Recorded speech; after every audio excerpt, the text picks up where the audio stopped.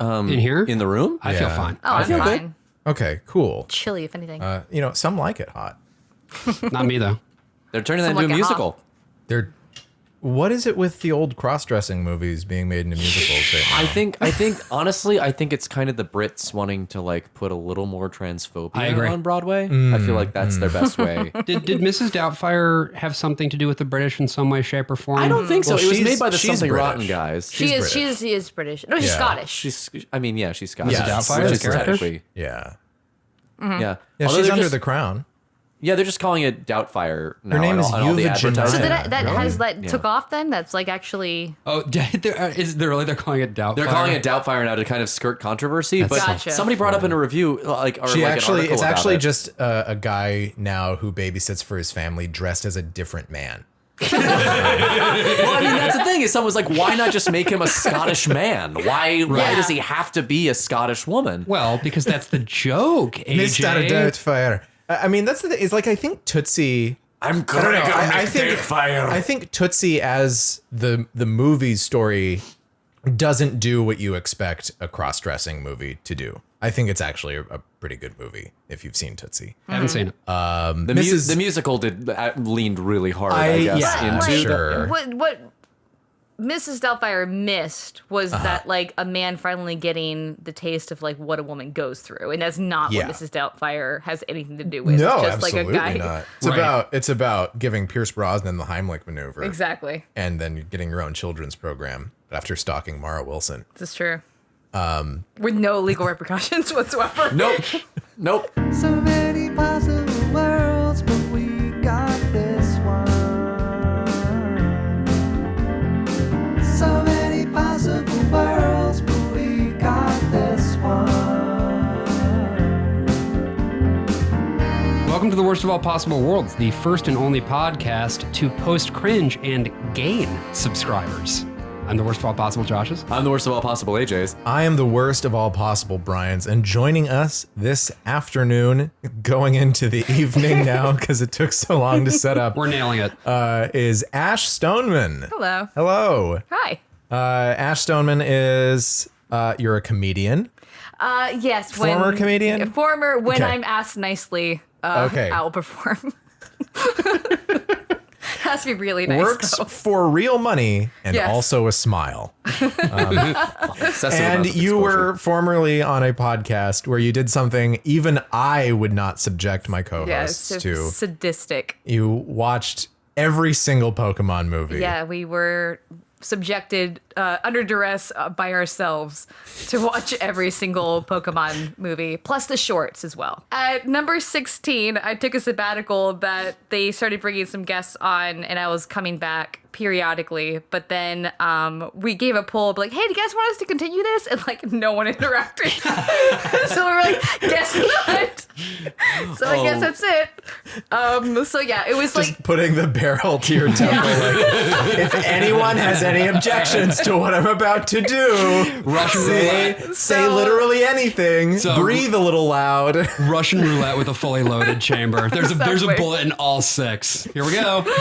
Each one is made out of melted down Pokemon movie DVDs. There we go. Well, not to re-subject you to the horrors of your Yeah. podcast, but today we are gathered here to speak of the pocket monsters. Yes. So let's start with a little bit of history, as we like to do. We really are. We are a history podcast. I think first and foremost, yeah.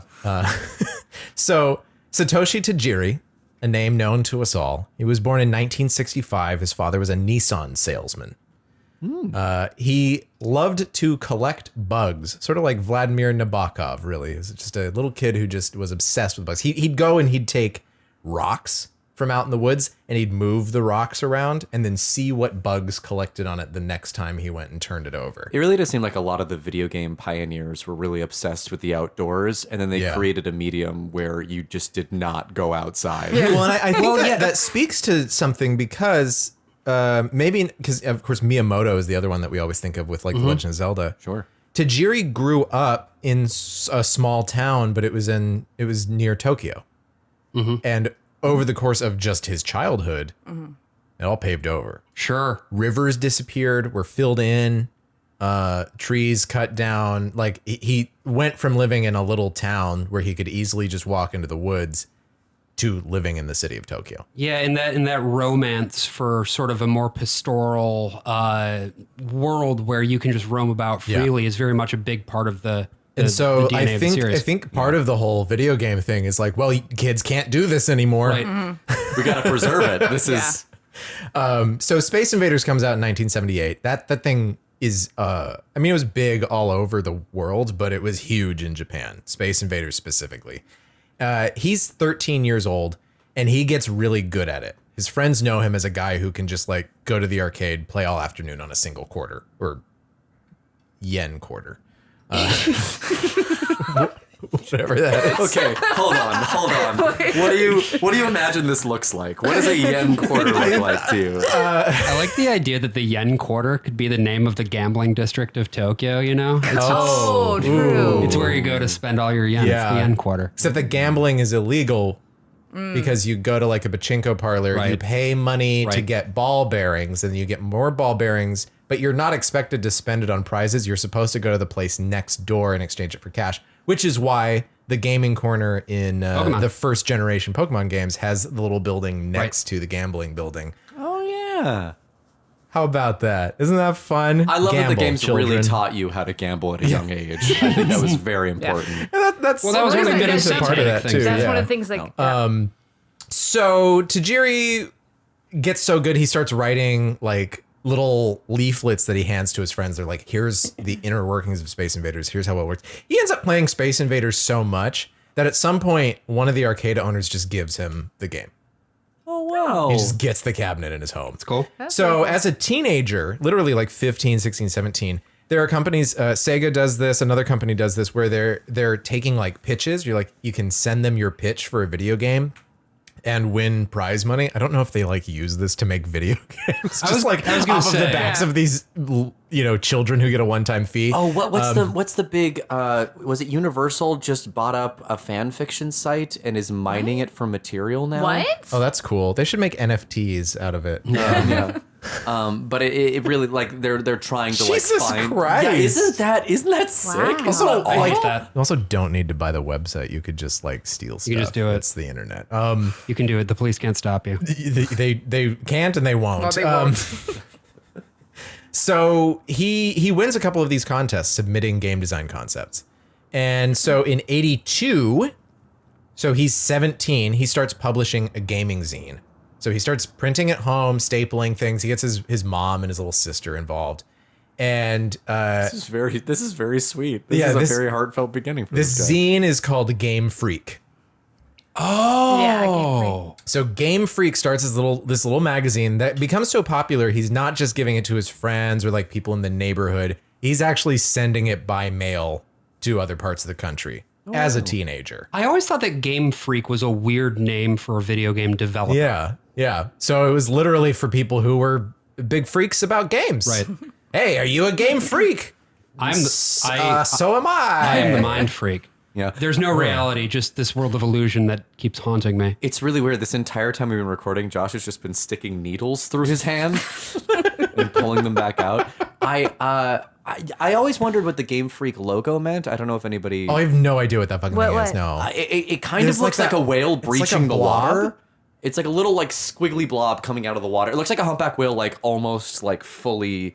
Yeah, that's a flopping. very creative interpretation of it because it looks like literally nothing. Or, Oh, yeah, or this it's like if thing. Michigan were Let me show you, wrong. Ash. I always saw it as a surfboard. Oh, huh. Yeah, it's like It does look like a surfboard. I think that's just a guy being a real freak about games. Right. You know, it looks like that Swiss Or like a suicide portal. pod. Talking about suicide a lot today. That's not good. This guy named Ken Sugimori, whose name you definitely have heard. Yep. He mails Satoshi Tajiri because he's like, "This is cool. Your illustrations are kind of they're shit. So like, but I'm an artist. I'm a cool artist. I want to make illustrations for you." So they don't even live nearby, but he gets involved again over the mail. The kind of girl you can't send through the mails. So Game Freak then gets a dev kit, a Famicom dev kit, which what's weird is I guess back then, this is not how Nintendo would operate later on. You could get a Famicom dev kit without getting the Nintendo contract. Really? So, but then they were like, oh, we have this dev kit now. And then they're like, oh, fuck, we can't actually like make a game because Right. we need the contract. So what they end up doing is they develop a game, and they make a game called Quinty in 1989. So at this point, Tajiri is 24 years old. They make this game, they call up Namco, and Namco ends up publishing it to the Famicom. So then Hudson Soft ends up localizing it in 1990 as Mendel Palace. Come on. That's such a They tie it into the Falsettos universe. Gregor Mendel's Palace. Maybe that's what they're doing. I don't Maybe. know. I think it it's might a game be. where you Maybe. flip tiles over. So like you Oh, enemy yeah, in front of yeah, you. yeah. Yeah. But it's not a puzzle game. We it's guys like ever you, played Quincy? I've never played it. No. Oh, okay. I didn't have the first home console I had was a GameCube. Oh, yeah. Was it fun, Ash? No. No, it was very boring. Like most of Game Freak's games. Anyway, No, Drill Dozer fucking rules, dude. Drill Dozer is awesome. Yeah, no, you're right. That's one game. When the Game Boy came out, one of the big things that really grabbed the attention of the Game Freak guys was the link cable. You know, Right. it wasn't just you could play multiplayer, you could connect a game to another game. And so they thought this would be kind of fun to make something that's built around trading stuff. You have something on your game, your friend doesn't have it yet, you can send him your thing. Well, and that's also, I mean, that's a good application of the link cable because honestly, like, I never used my link cable outside of Pokemon. And I didn't have friends with a Game Boy, so Right. we also had one system for the household. but like, who's gonna hook up a Game Boy to another Game Boy for real time synchronous competitive, player versus player action? That's not a real thing. You could do that on a console or whatever. I mean, I remember there being games where you could, but it just wasn't you very well couldn't- implemented. You could do it on a console, but you couldn't do it on a console at recess or on the bus or whatever. True. Right, Or right. at church. Until they were banned. Yes. How long there. did it take y'all schools to ban Game Boys at recess? My school, it was already banned. Oh, yeah. I went By the to time a I got there. I don't know that my Because school I ever started formally school did in ban Game Boys. 1996, so Well, because they kind of look like calculators. Like the original Game Boys, like true. That's true. you could probably disguise as a calculator for a while before anybody caught on. So Tajiri comes up with this idea. Sugimori makes this really great artwork for it for Capsule Monsters in 1990. So they're getting in on the ground floor of the Game Boy tech, right? It's cool. They pitch it directly to Nintendo. And Nintendo is like, oh, this rocks. And specifically, Shigeru Miyamoto takes special interest in fellow this bug game. enthusiast. It's true. yeah. Fellow bug man. New kind of guy just dropped. It's bug man. He will eat the bugs. He will live in the pod. So these are probably the only people in the entire world who have ever gotten a compliment from Shigeru Miyamoto. So he actually like personally works with them. That's why Gary's name is Shigeru in Japan. Yeah, the rival. Yeah. Yeah. So this game takes 6 years to make. A Game Boy game taking 6 years to make is just such a fucking like. And they that's still couldn't so patch out big. all the glitches Well, missing. no, because yeah.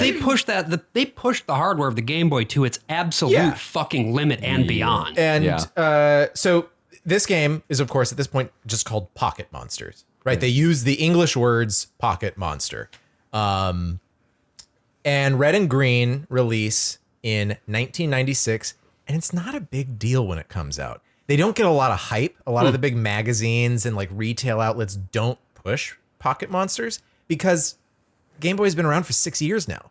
They thought it was played out. Right. They just thought, yeah, this isn't going to be a big thing. It was sort of like, even though this was a very hyped movie, it was sort of like how Titanic was not a huge movie right on its release, right? It was not the economics of immediate release. It's just that Titanic was in theaters for literally a year. Right. Pokemon sold well at the beginning. It was at the top of the chart, but not anything spectacular. And then it just never left the chart. Yeah. Sure. It just kept selling and kept selling and kept selling. And that's when they start realizing, oh, there's something to this. And because the old avenues of advertising hadn't really paid off, especially for Pokemon, they decided to start building hype in a different way. So they make a manga, Right. and then they make a card game, and then they start production on an anime. Yeah. So now kids can get, I don't know, Shonen Jump or whatever it was in.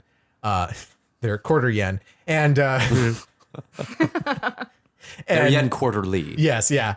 And they can Each read. issue is approximately 1 yen quarter. They can Or at they least can it was. read Prices are out of the control these days. 2 bits. yeah the Yen and a haircut, 2 bits. yeah there we go. I don't know about that one, AJ.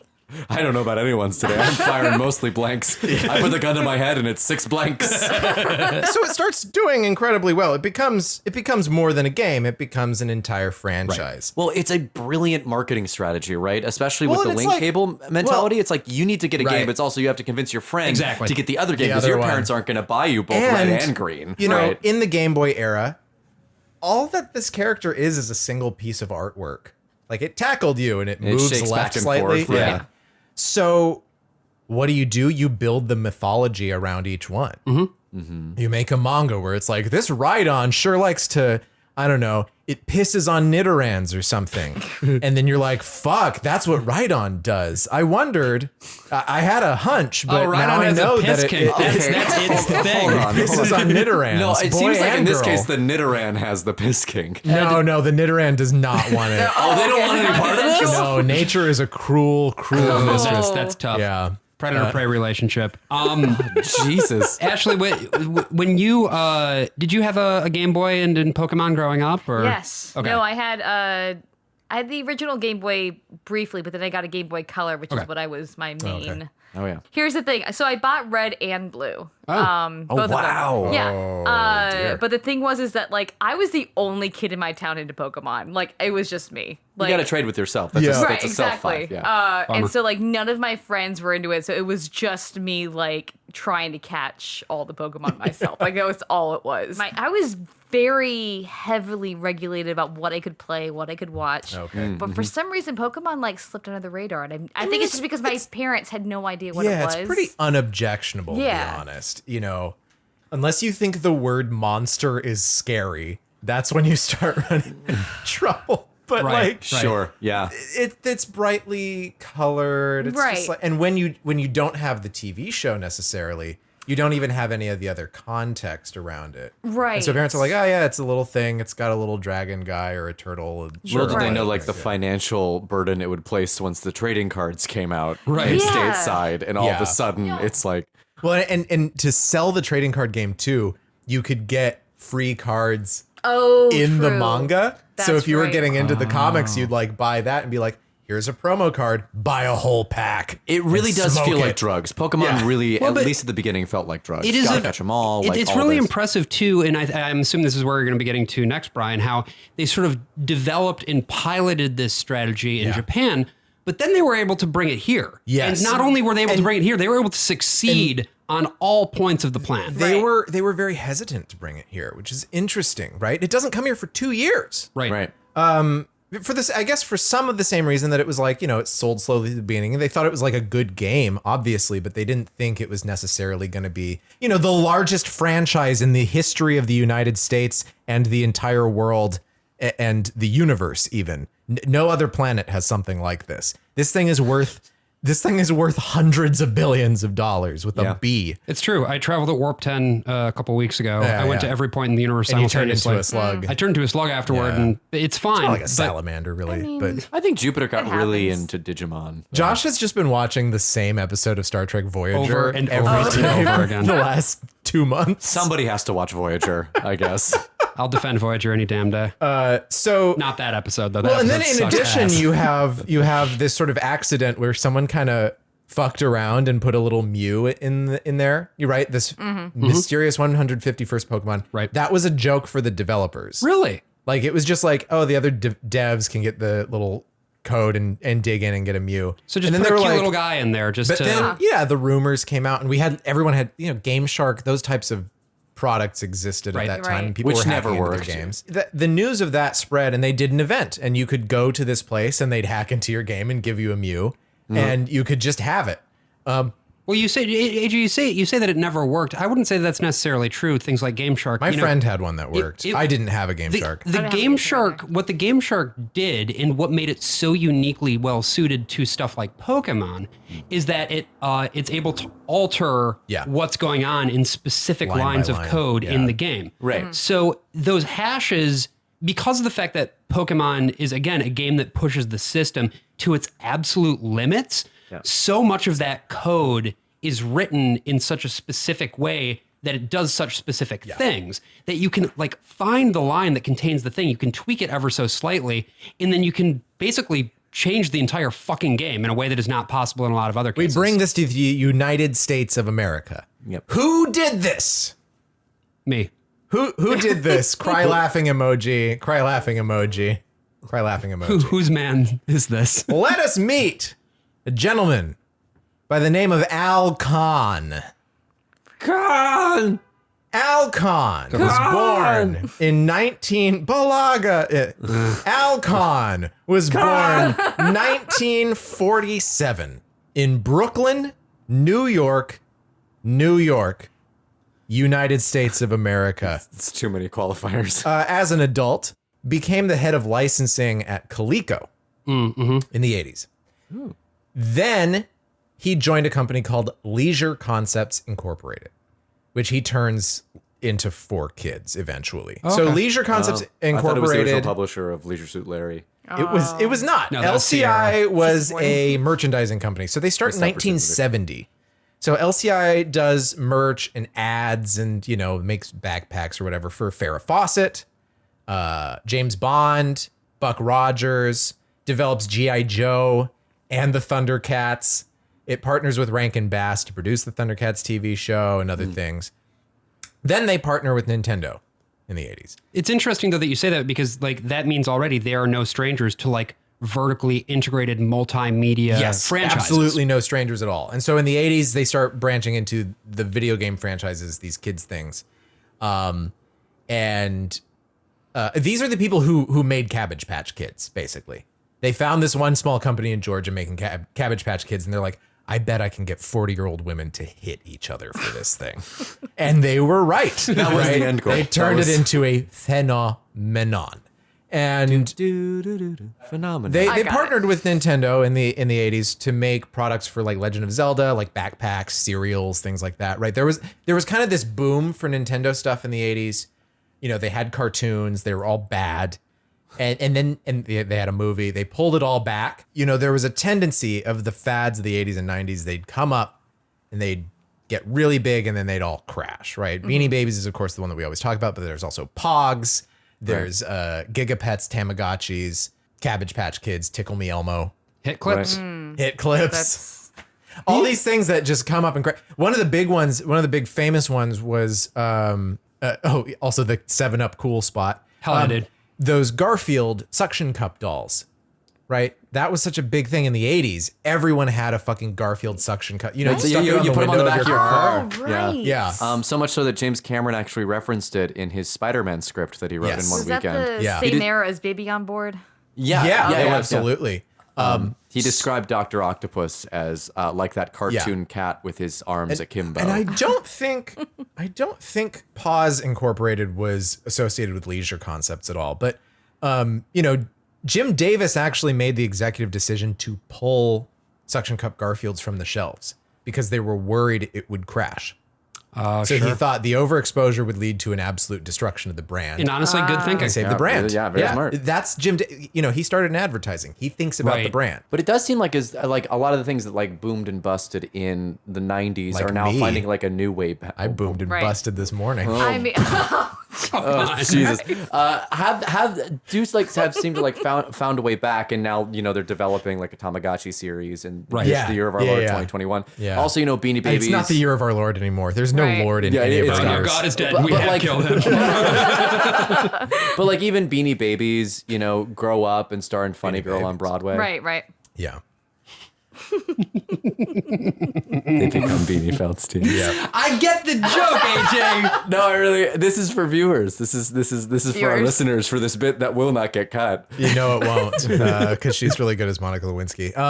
She's really good in everything she does. I like her a lot. Yeah, She's very she's talented. in Merrily We Roll Along, which we'll see in 30 years. Then a young man named Robert Kotick becomes the CEO of LCI. Bobby. Very briefly. Bobby, baby. Bobby, Bobby booby. Kotick. Oh, God. Aaron Sorkin's favorite actor, Bobby Kotick, star of Moneyball. I call him Bobby. Greatest film Let's hear it. ever released. I call him Bobby Cock ick because he's a huge fucking dick. And of course, That's a good Bobby one. Kotick is a guy that we all know for no particular reason. Nothing's going on with him right Not now, right now, especially. So he's CEO for like a month, and then he buys Activision as it's collapsing and becomes a CEO there, where things are fine. Yeah, things are going great at Activision. Yeah, right it's now. good. Yeah. So for you. then in March of 1991, immediately after Bobby Kotick gets there and leaves, this guy, Al Kahn, becomes CEO. There, thank you. I was like, get in there. So he's flying into Japan in 1996 or 1997, probably 96.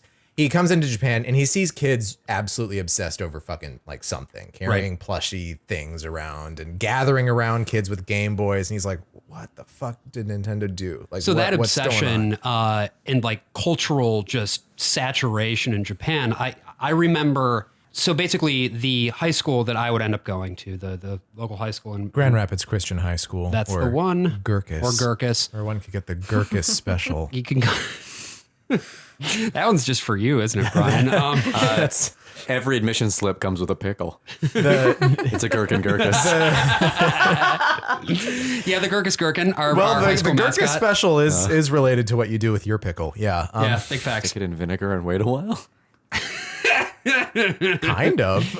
Yeah, you need your pickle well saturated, much like Pokemon was saturating the Japanese culture at the time. So the high school. What a segue. Thanks.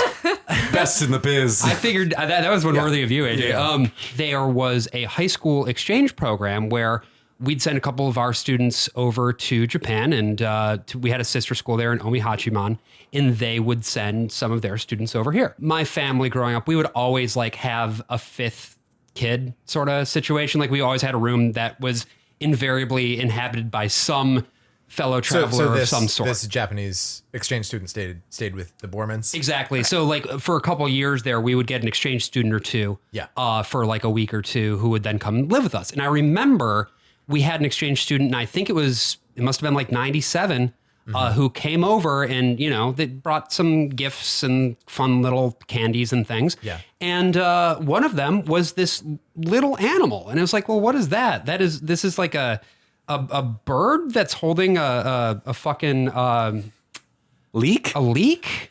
What's They brought you a this? far-fetched? And it was like on a little like napkin or something like that. So this was like Pokemon Mania was in full swing in Japan at the time, and it hadn't even hit the States yet. But I was already getting a preview of this and being like, oh, what is that? And then it was only once Pokemon came over that I realized what it actually was. So as a kid, I didn't know what leeks were.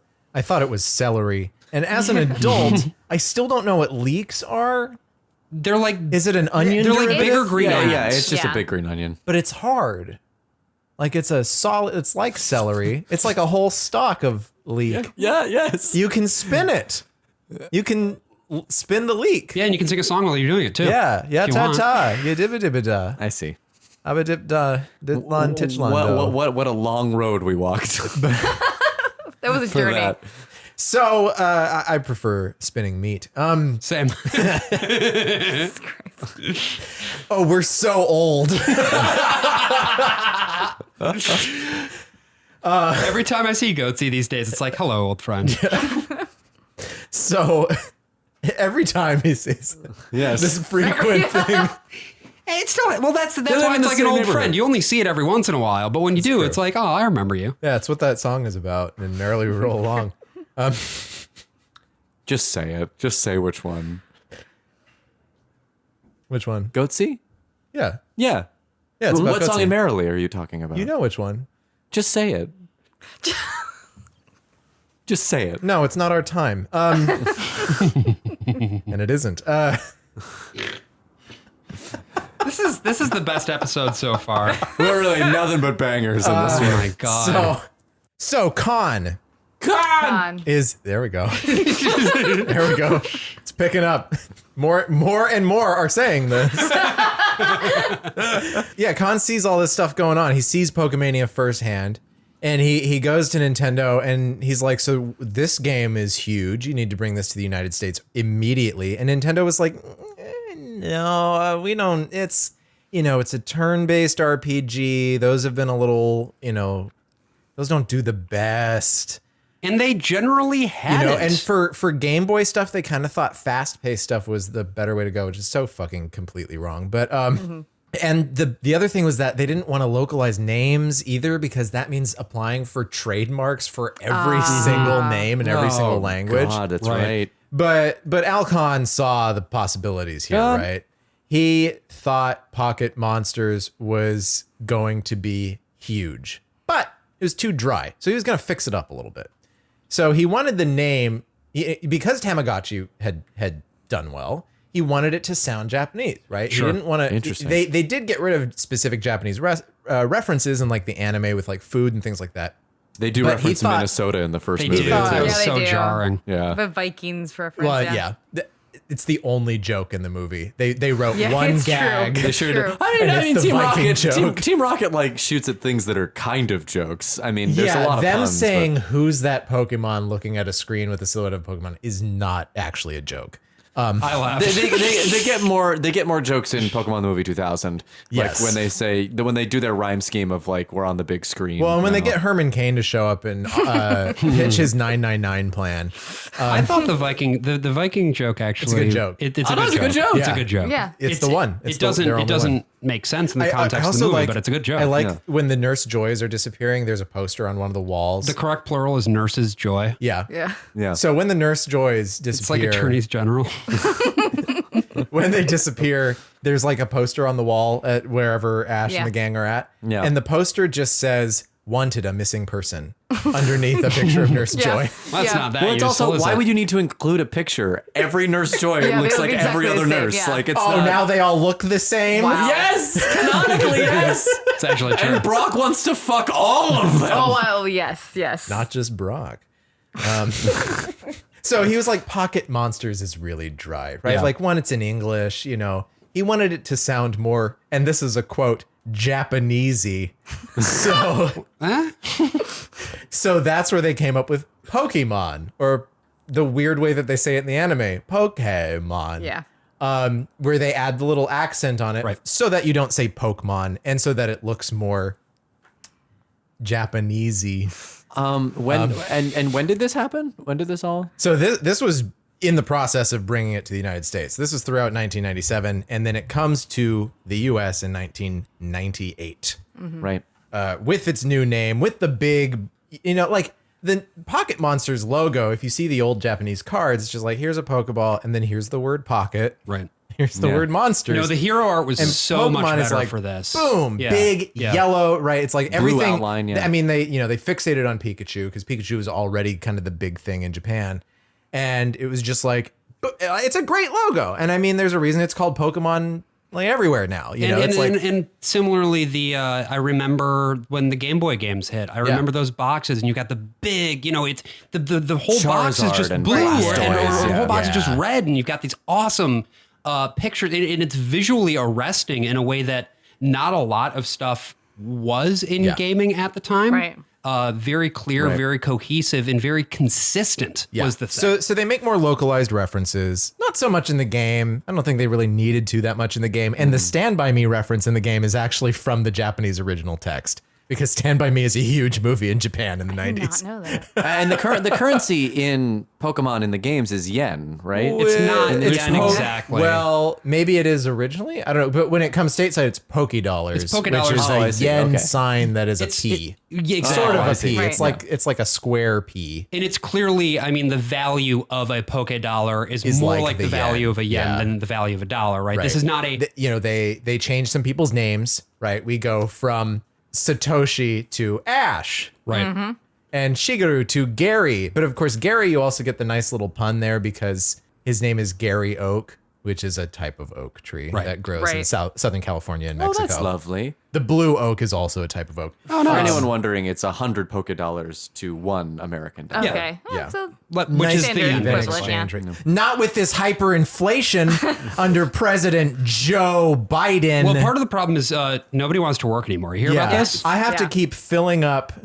I have to keep filling up my gas tank 3 times a week. 7 times every day. Right. Because no one wants to work No one wants to anymore. work anymore. It's because I'm Jay Leno. I'm driving in my car. Oh, Lord. I have to keep filling up my car. Has anyone seen this? Has anyone heard about this? I'm driving my car everywhere. I'm filling up my gas tank, and the gas is more expensive. You see this? You hear about this? Anyone see this? See, now I'm You see putting a this? gun to Brian's And head. now, I mean, I won't even be able to drive my car anymore. Listeners, 'cause if you don't want me to pull this trigger, I won't be able to drive my car anymore. I'll have to resort to jaywalking. We're gonna look at our like. You see this? You hear about this? Retention Jaywalking. numbers, and we're gonna see Jaywalking. that like right around this minute, all of Yeah. a sudden, just like I once blew Tim Allen. He said I will never recover from that image. Thank you. he's also really smart with the manufacturing of the cards. He licenses it out to Wizards of the Coast. Right. Right, the makers of Magic cards, they already got the printing press. with the Japanese trading card game. Was it Game Freak that did that as well? Was that also in house? I don't know. He if, mailed if them it- out from his home. I don't Yes, know. it was all his mom and his sister painted them by Wizards hand. of I don't know if Also- it was one of the big three companies that Okay. own the property, or if they licensed it out to some card Yeah. manufacturer. But it was a different one. Than, they're different than in the TCGs, United yeah. States. Yeah. So, But they also do D&D. They produce D&D games. Yep. so, and that becomes a factor in all of this as well. Even though it's again, they don't make the game; they just do it in the U.S. Then he starts to try to get a TV network to pick up the anime, and no one wants it. So it doesn't end up on Cartoon Network or like Fox Kids or something. He goes market by market, and Oh wow. But it got picked up by the WB eventually. it Right. eventually gets picked Yeah. up by WB. It was only ever on WB in my market. So I didn't have WB. It was not on the basic cable package that I had. So We had an over the air. I never saw the show. We had an over the air affiliate that did the WB, but I know that was not the case so in all then, markets. WB eventually produces the movie, but yeah, he went syndicated market by market initially. That's the story of how Pokemania came to be and came to the United States. So then we have ourselves.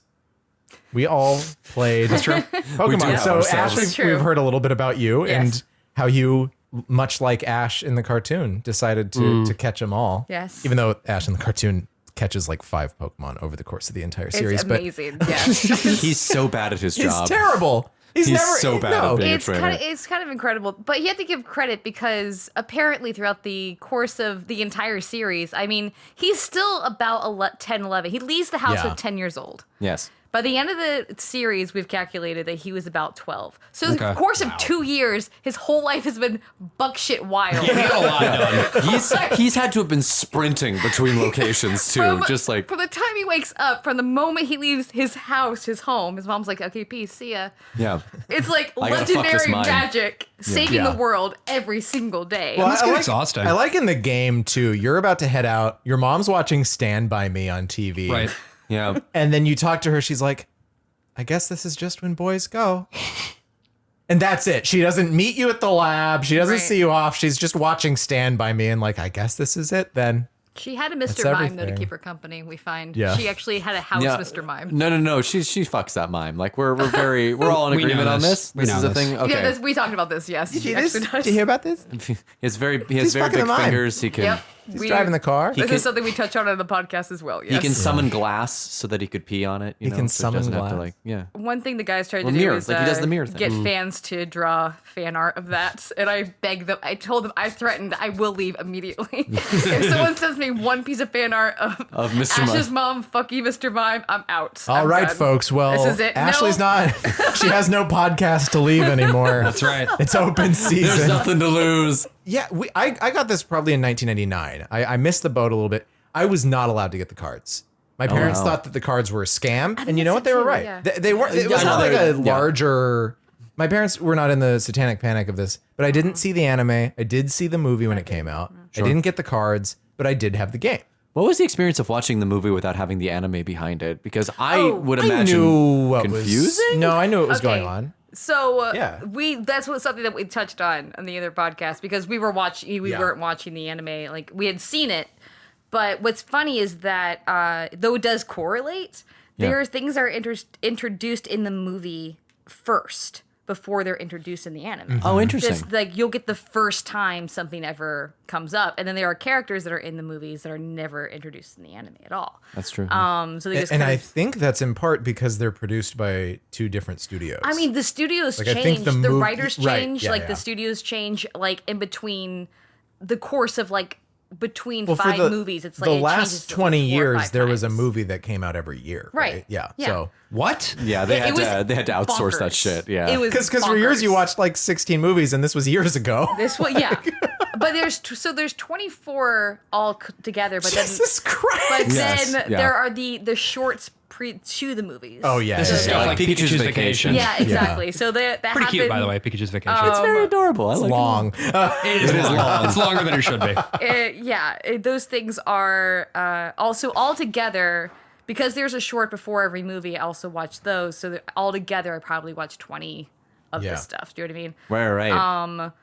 But yeah, a lot of it is kind of weird because you don't know what exactly is canon to the show, because some of it doesn't take place. None of it takes place in the show, and some of it That's right. places And in the movie. Yeah, it's not like they come back to the show in the anime and it's like, wow, well, that was a crazy thing that happened on Mewtwo's island, right? They don't Yes. like Well, they ever forget reference it. it. Exactly. That's Yeah. the thing that I Well, that's He the didn't- thing he about didn't the erase the movie memories, is that yeah. the movie hits a reset button 5 minutes in, Right. and then Yeah. it hits And then it another hits it reset again. button at the end where it's like Mewtwo's like, I understand now. We must live in peace. Bye. so in like And Poochie goes back to his home Yes, planet. yeah. if you listen to the old podcast, I think it's episode 9, there's a very clear, on my part, mental break where Zorark, they find a talking Pokemon. I'm like, why are you surprised? This happens every. Why are you surprised? Right, every single we've movie, been there's through a new this, one. and I at the top of my lungs, the point where the guy's like, okay, pause. Are you okay? Wait, they're surprised. They're surprised that there are Pokemon that can There's talk. Like the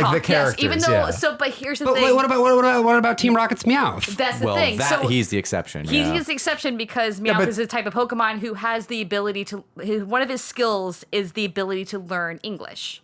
So it's like he's a separate It's on his resume. his Special type, skills. his type of Pokemon. There's a certain amount of skills you can choose, and one of them is to learn English. So it's like he's. This just is, not of a part course, it. reflected in the modern games with hidden natures, I think is what they're called. It's something like Sure, that. yeah. They save the world every single movie. Ash is always the chosen one. Every single Always. time. Every single time. But they're surprised when a Pokemon talks. And he's just dog shit. Like, he's the chosen one, but he fucking sucks at everything. sucks. And, He's he very put- bad at the his thing job. you notice with Pokemon, the first movie, Mewtwo Strikes Back, is that he doesn't do anything. if No. you watch carefully, though, his one move It's like the is to- Rescuers Down Under. He just happens to be there while the plot happens. He has Right. anger management issues where he tries to punch literally everything, including Pokemon. Yep. Right. He tries to punch Mewtwo. He tries Yeah. to punch the force field. Yeah. Yeah. And he literally says, hey guys, let's punch it. When they're trying to find a plan. This is toxic He says, hey, and he masculinity. just Yeah. full force, and of course, blows back Oh, and nearly obviously. dies. By the way, Ash has died, I think, 3 times. Well, Ash didn't die. He just got turned into stone. Yeah, no, but this has happened you several times. don't live He when is that turned- happens. Han turns Solo into- did. Turns Han into stone. Solo was sealed Yeah, frozen in carbonite. carbonite. He was not turned into carbonite. His molecules will not turn into carbonite. How do we know that Ash wasn't just encased in a similar because he rock-like was barrier? turned to stone. No, well, like you think he was fully turned to stone? Yeah, Yes. you saw his muscles convulse No, and you did. yeah, oh yeah, He literally ossifies. Right. Okay. yeah. Well, but then he's saved by the power of Pokemon tears. The power of love. But he's saved by dead. the power He of- died.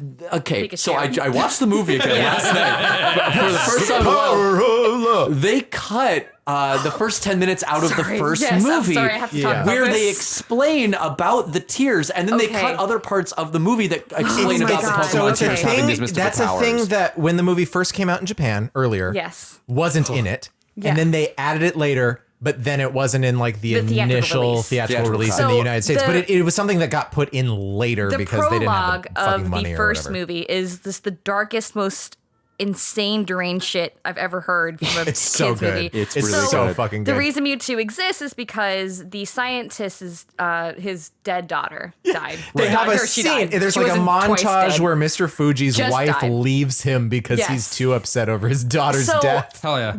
The spirit of the dead daughter appears to Mewtwo, explaining the afterlife and what's going on. That's awesome. Yeah, and that they all exist in this cloning afterlife. And Yeah. explaining what he is. It's like the and what bluebird. she It's like is. that a world you go to before you're born, but then also Kind of like after that. Yeah, you it's die. like a purgatory. Yeah. Yeah. Because it's never actually explained in the movie, but why he exists is because he's trying to bring something to life so he Yeah. knows he can resurrect his dead daughter. Sure. Right. By cloning Mew. gonna be which By is what, cloning Mew. Because Yeah. Giovanni is bankrolling it so he can have like the ultimate super weapon. weapon, Yeah. down. Yeah. By the way, there's a lot of in the old podcast we get to Team Rocket and a conspiracy theory that we have that they're actually not part of Giovanni's team, that they're a separate, of their own team because they Like have Jesse and James specifically. Jesse and James, they want to be a part of it, but they never actually are because they have different uniforms. All of the other Rocket team members I have like that theory.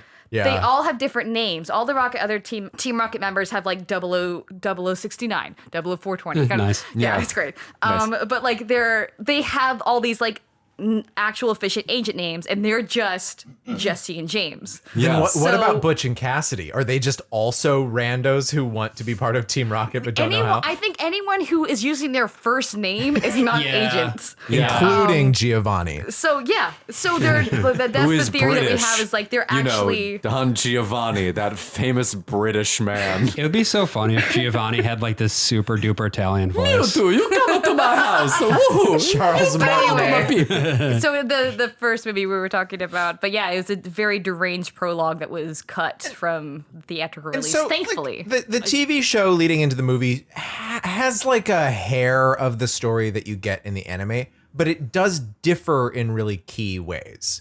But it's still like, yeah, you run into Mewtwo separately. Giovanni is involved. He is funding the research on Cinnabar Island. Mewtwo destroys the lab. All that stuff is there and is programmed into the story, and they're just kind of embellishing on it in the TV show. Right. Of course, Yeah. you as the player of the first game, as the character later known canonically as Red, Right. you are not as fucking suck ass of a trainer as Ash is. You actually catch other Pokemon, and then you never battle them. You just use the one that's in your lead, and then you just have a level 100 Blastoise. Right, because it's not actually a well balanced RPG. It never has been. You condemn the rest of your Pokemon to Yes. rot in a computer server You somewhere. just throw out your in like a level cyber 3 hell. Rattata as you're fighting Lance, so that you can use the full revive on your Blastoise and Yeah. bring it back out. I mean, your it's Rattata incredible dies, to me that there are grown ass adults who still play Pokemon when Shin Megami Tensei is available. Like, you know what I mean? Like, not saying that. It's easier to say. Yeah. Sure. I mean, Ooh, my kind of weeaboo is better than your kind of weeaboo. no, fuck off. What I'm saying is that a game like SMT is a better balanced RPG that still suffers from some of the same But issues at that. the same time, like, fuck balance. No one actually gives a shit about balance until you start playing stuff online. Honestly, like, shit being out of balance is part of what makes it fun. I guess you're right. It does matter more that things are fun, but Well, Pokemon's not No, fun I'm saying anymore. that's Right. the thing is that it lost these generations that are growing up Yeah. and they've outgrown Pokemon. Expect Pokemon to grow with them. Yeah. Yes. Which It's is like no, why we still everyone's want to so make games for 8-year-olds. yeah. Yeah. So Well, it's it's like fucking these- angry. Yeah, it's like these fucking perverts who want like a gritty Pokemon reboot. It's so ridiculous. Like who want like these They people? tried that. There was a GameCube game that tried to be like the teen Yeah, we're talking about Pokemon It's- XD it's Gale of actually Darkness, a solid or- game. No, the first one was Coliseum, and then it was XD Gale of Darkness. Yeah, but it was just like it was supposed to be like a gritty You adventure. steal and it just, Pokemon, they get corrupted by Team Rocket, and you can steal them from other trainers. Yeah, they tried to make it dark and edgy, and it just didn't work. And I It's think set in Arizona. Well, it's fascinating that you say like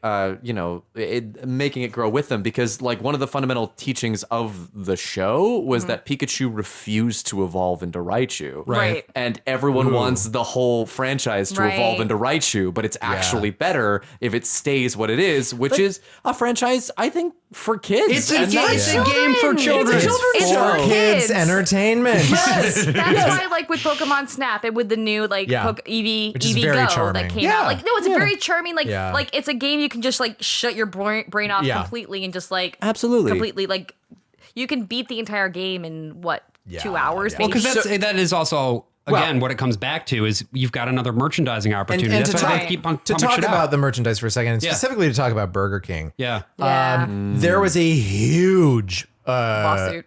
well, we'll get there. Oh, sorry. There was a huge push for merchandising through fast food restaurants, of course, in the 90s. One of the big ones in 1999, of course, was Star Wars Episode 1. Oh, yeah. Where yeah. you could get toys at like Pizza Hut and KFC, and you got all these like pogs that you'd plug into the big Right. like board. Yep. And get prizes or whatever that probably no one ever got because it was probably some other like McDonald's McDonald's monopoly monopoly, scheme. Yeah. Burger King did a thing where you could get it was random too. You'd get a plastic ball and it had a Pokemon in it. And then there were events where you could like trade Pokemon around. Some were plush, some were plastic. You know, they had like different qualities to them. Right. And you could also buy, if you remember this, you could buy these gold-plated Pokemon remember this. cards. I have one. Yeah. I have one of those. It's I got the Mewtwo one. Yeah, everyone Ooh. got the Mewtwo one. Yeah, I think that's the one they sold. Yeah. I think there were like 6 of them, but I don't remember what the other ones were because Everyone just wanted Mewtwo because Mewtwo was fucking rock. cool. And the ball ended up being an incredibly dangerous object. Really? Wait, really? The ball, of course, was 2 pieces. It was That's It was right. not a hinged ball. Like they made a product later that kind of popped open. You could close it. It was a clamshell kind of thing. Which is also more like how real This was Pokeballs 2 plastic operate. pieces, and the bottom was white and it had the button on it, and then the top was red and it had a semicircle where the button snapped into it, which meant it fit very easily over your mouth and nose. no. Yeah. And there were children who suffocated to death. Oh my god! Like, wow. Really? So this gets linked to a website that was founded in 99 or 2000 called Pokémon Kills. oh hell yes, dude. This is false. This Pokemon Kills was not founded in response to the Burger King thing. Okay. Pokemon Kills gets cited that way all the time, but it was actually in response to a child choking on a bouncy ball Oh God. and dying. Because Hasbro made these, and you'll remember them. There were these bouncy balls that had little plastic Pokemon toys in them. Okay. They had done it previously with dinosaurs. Oh yeah. This child died, and his parents made this website, which is impossible. Like you'll hurt your eyes if you try. That looks to like read our it. Yes. website. Oh God, I don't like. Yeah, it's red with black text. There's also what appears to It's be a character who looks vaguely like Don Giovanni, but incredibly Yeah. anti-Semitic. There's a big large, I would say Italian man with a cigar in his mouth and a Hasbro logo next to his suit. He has a stack of dollars sitting in front of him, and then he has a thought bubble that has pictures of dollars in the thought bubble, and he's holding Pikachu in his very large, corpulent arms. I will say that most of the time when I am The looking arms at of a dollar gourmand. bills, I am also thinking about dollar bills. Yeah. So that's I think So- a very accurate He, picture. has got his mind on his money and his money on his mind. This gets played with. It is kind Sipping of on Pikachu. it is kind of funny, and it's like Pokemon Kills. The website's demands are pretty basic though. It's like, we don't want Hasbro to make this ball that's already actually like against guidelines to make. You know, like there are guidelines for how big you should make This feels like a reasonable demand. to me. children's toys. Yeah. So I actually don't want to make fun of this, other than the fact that it is kind of grotesque. It is this red website with this very funny graphic, but I poor did kid. want to give that the daylight that it was due, because people tend to associate with the Burger King thing. Kids were dying because of products, and like think about Cabbage Patch Kids. There was that Cabbage Patch doll that could eat food that ended up like tearing children's hair out. Whoa. What? What the Do you fuck? remember I'm sorry, this? what? Do you not remember this? No. Oh, this was a big story. It was like 98. Remember this? You hear about this? This was a Cabbage Patch Kid, and you could like feed it food, and then the food would like appear in a backpack, Yeah. and it could eat it again or something.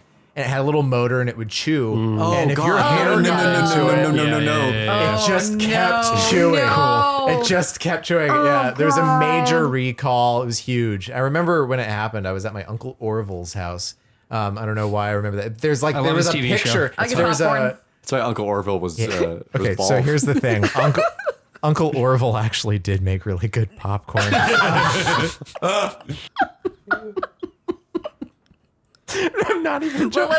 Yeah. I love popcorn. So I remember Pokemon seeing a Redenbacher. picture in the newspaper of a doll eating this little girl's hair. Products need to be regulated, and children shouldn't have to die. And those bouncy balls, which weren't just Pokemon themed, there's like 60 kids who died from these Jesus things. Christ. Shit, that's a lot of You know, kids. it's a Yeah. lot. That's like at least 58 more than should have Yeah. died.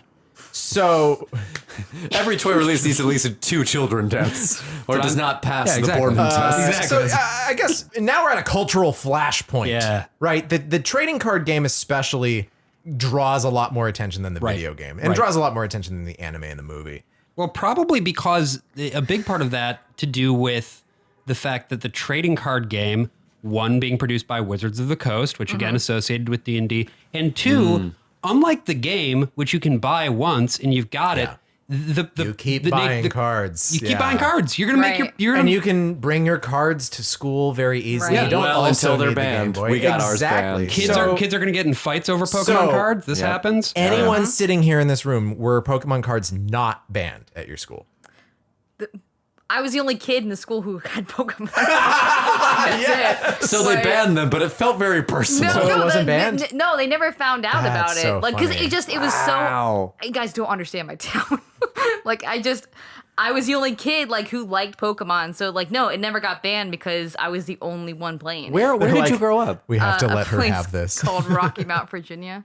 Oh, okay. Yeah. But did you? You know it? So I this- know. I just assumed you grew up in is Palatine. where I'm gonna wonder. In small town Virginia, did you run into the satanic panic around Pokemon? So I caught wind of it, really praying my parents never like Yeah. Sure. never because I Please don't take this away too. And like Yeah. I said, like I was the only like I had a couple of people like so there were 2 kids at the community pool that I would meet up with and be like, okay, cool, let's trade our Oh, that Pokemon right rocks. here. Yeah, that's and great. so Rocks we so would hard. we would sit down and like play Pokemon and trade Pokemon there, but like they weren't part of my church community. So one, I should have been interacting with them all according to them. Yeah. And 2, sure. so that it was never like a thing in my church or anything because like kids just weren't aware of it. So none of it got banned, and the satanic panic I heard of and was just like crossing my Yeah. fingers. I feel that like my that's mom such was a like, please don't. That's such an please." evangelical kid thing. Is like you're growing up and you have something you like, and you're like, please don't let my parents like find something objectionable. I was already that hiding it gets books under taken my away bed. from me Like- forever. Yeah. I hid Lord of the Rings under my bed, like because I wasn't allowed to read it. So Because it's written by a Catholic. there's wizards in it. So I would like hide it and read, and then I'm just with Lord of the Rings, but like multiple different types Harry of books. Potter. I wouldn't read Harry Yeah. Potter. Were you allowed to read Narnia? Was that at least? That was allowed, apparently. Okay. I mean, C.S. Lewis. Though. Yeah. Well, and he read Narnia C.S. was generally actively encouraged, even in the Yeah. most Yeah. conservative. Oh yeah. You Even though there is magic and witchcraft in Well, Narnia. Yeah, right, but she gets but- defeated. She's a but bad the one guy. She's witch, bad, yeah. the one The witch is witch bad. in the story. But is nowadays, even Satan, that's not stand enough it. to like Right. frame something as bad. you're The fact totally that it's there right, at yeah. all is But like you the know. fact that like wizards and this and magic stuff were the good guys, you know. Yeah. Once my parents were like, "It has wizards in it," no kind of thing. So a lot of the big school bands kind of came around the idea that it was like distracting kids. Kids, Yeah, were, fun kids were fact. fucking around with cards in class. You I'm know? the reason it was banned at my school. It was fucking I want to hear me. that story. let's hear it. It's Yeah. fine. No, honestly, it's not really a big story. It's that we were outside and I had been looking for a Blastoise because was my favorite Pokemon. I think it probably remains my favorite Pokemon. I just love that big chunky You're like- turtle boy. Pulling apart the bushes, you checking under a faucet. There's gonna be a Blastoise. There's gotta be somewhere. But you know, I was really wanting to, you know, trade. I had a lot of like really good holographics because my parents would use them to bribe me to play soccer.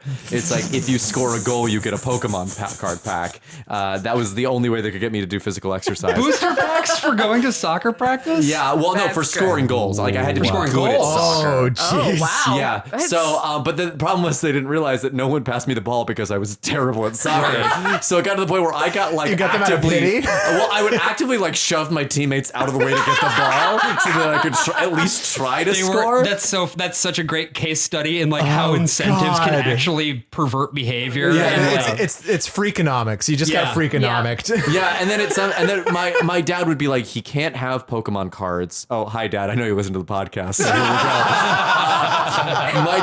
My dad can't. He can't have Pokemon cards unless he scores a goal. And my mom was like, no one's passing him the ball. I'm buying him the cards anyway. So the whole thing was sort of negated. But I'd gotten a whole bunch of holographics. That seems like it's in isolation. That's the whole story of your mom and your dad. It's Yeah. like your dad, like, we're sticking to this. We're still gonna go to mass sometimes. Then your mom's like, no, God is dead. God is dead. Here's no some one's cards. gonna pass AJ the ball. We have to take the little pleasures in life. Here's a piece of paper that shines at you. But no, I had a whole bunch of holographic cards, Right. but I didn't care about them because all I wanted was Blastoise. Yeah. So there was one kid on the playground who had a Blastoise. I think it was James. You can bleep this. I don't know what happened to him. hey, but, Jay, You're out there, fuck you and fuck your mother. He had a Blastoise, and and he's like, I'll trade you these 3 holographic cards, which was a terrible trade. Like, I could have just gone and bought a Blastoise. Yeah, Blastoise was not. He was They weren't hard to find. Except for me. Like, I had bought a lot of booster packs. I could not get fucking Blastoise. And so I traded away my cards for this Blastoise, and I handed the kid the cards, and he shoved me to the ground and ran away and would not give me the Blastoise. Wow. I went to the teacher and was like, this fucking kid stole my cards. I didn't say, I was in 6th grade. So, he stole my cards. I was probably crying. He stole my cards. And the teacher was like, oh, we're going to have a word about this. And then Pokemon cards were banned. And Oliver Green Elementary from that point And on. I remember too, like, because going into this episode, I also did a little bit of reading and stuff about this whole, there was actually, those were the sorts of incidents that were actually happening, which is normal because, kids are assholes. But what this ended up being turned into then was, these Pokemon cards are taking over children's lives and they're taking over their minds. And their spirits, right? Like the love of Pokemon is replacing the love of God, and violence is happening in our schools, all in the names of these cards. They're having demons fight each other. There's also a very... This is secular. Let me find it for a second. Yeah. So Pokemon cards got linked to a rash of violence. They were like, there's a crime wave. There's a Pokemon card crime wave. And because there's thankfully, Ashley, Rocky Mount was spared of this crime wave because nobody was playing Pokemon at the time. Here's the thing, though. I went to a very small private school, so in the public schools, there could have been mass murders true. over Pokemon. I don't know. Right. So there was a kid in like Montreal who got stabbed allegedly over a Pokemon card. There was a kid in Tucson who was like robbed of his Pokemon cards at knife point by another kid at the school. There was a kid in Philadelphia then who got robbed, and then this leads to an article in the AP about this kid in Philadelphia who got like $60 of Pokemon cards just stolen from him off the sidewalk. Just like mugged for his cards. Yeah. Look, I don't mean to like completely make all this about my Pokemon card. But like that's what happened to you. It just wasn't a Trauma knife. needs to be spoke. Go ahead. It gets worse. My best friend growing up for a very long time stole every last one of my Pokemon cards while I did a sleepover at his house one day. Some friend. Yeah, no, and then we had to have a whole conversation where I went over and like he had stored them in a lockbox that he refused to open, so his mom had to break open the lockbox, and it inspired. We didn't speak anymore after that, obviously, but in terms of, I think the games were really good about making you actively want to collect them all, but they didn't teach you the consequences of like how to do that, how to go about doing that in a. You had to figure that out in sort of like law of the jungle, and the right? idea Like, of making a product that you want to keep selling forever, it instills already this idea that it has to be stolen. Some cards have to be rare. Some you have to buy from booster packs. It's scary. It's the economics of scarcity. It is gambling. Yeah. But it's also not unique to Pokemon, right? And this is the weird thing that it even gets the press that it does, because my school just like banned something every year. Before Pokemon cards, it was Pogs. Yeah, Pogs. Before between Pogs and Pokemon cards, it was Gigapets, because we didn't have Tamagotchis as Gigapets. Oh yeah, Tamagotchis got banned in my school too, because and that was more just It because was like all the kids exact would same always be noises. fucking, and they were really annoying. Yeah, you can tell. and kids would trade them and stuff like that. I mean, one of the things that they raise in these articles is that like kids are gonna get preyed upon by older kids who are gonna like make them trade 3 holographic cards for a single Blastoise. It's like, at the same time, I had a first grade teacher who was really into baseball cards, and one of my brother's best friends was also into baseball cards, and that teacher totally scammed my brother's friend. He got way more valuable cards from that fucking kid. This guy, this was the 90s. He had a bald mullet, that fucking piece of shit. Anyway, he totally scammed a 6-year-old to get his baseball cards. This was already happening with other stuff. Pokemon, right. of course, was just part of this, but it gets this unique press in part because of the Satanic Panic angle. Right. And in part because it's this recognizable name, and it is becoming the largest media franchise ever to exist on planet Earth. And I think it's important to note too, it is franchise that is from Japan. There's a lot of xenophobia under this crime too. wave thing. I just want to talk about the crime wave because specifically I found this one person in Philadelphia who had the $60 of Pokemon cards stolen. His dad was like, I guess Pokemon cards are dangerous now. The guy sounds like really defeated. I don't want to go after the dad. But do. then they interview this cop, this Philly cop. Was it Officer Jenny? Yes. Oh my God, is it really? No, his name is Charlie Sarkinglu. Oh. Sarkinglu? I don't know. I don't know what this name like is. I had ruined it. Anita Sarkeesian. Yes. I think it is a Turkish name. I'm not certain. So Charlie, Officer Charlie, he said, this is worse than Cabbage Patch Kids because now it's kids fighting instead of their parents. And I'm like, kids just fight anyway. Yeah, I was gonna say. Parents fighting is worse. That's assault. Kids fighting is just kids That's fighting. just kids. But he's like, it's worse. This is corrupting our children and making them violent for the first times in history. So Officer David Harley goes around elementary schools.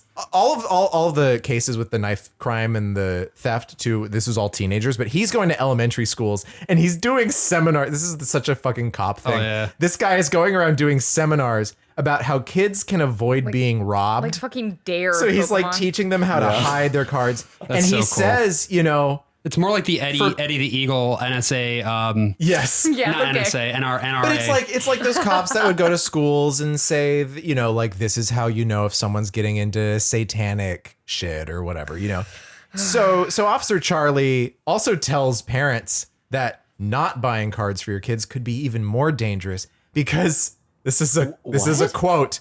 Your kids might scavenge for rare cards. Like my joke earlier about you looking through bushes and under water spouts. Like fucking Mad some child Max. is walking through a sewer tunnel trying to find a card or something. and then they're down the sewer tunnel, and So- then they run into some fucking person playing Dungeons and Dragons, and it's all Yeah, downhill from there. exactly. So because I'm me, I decided to type this guy's sort of unusual name into Google. Okay. He died earlier this year Oh, rip. of COVID-19. No. And his name, I can say this because I ended up finding him. He doesn't use his real name on Facebook, so I was able to dig around and I definitely found Would you him. say that you sleuthing. diglet, So dig, this trio, is trio, trio? This is gonna get even worse, AJ. Thank you. This is one of his last posts on Facebook. Oh no! For the readers at Yeah, home, this is.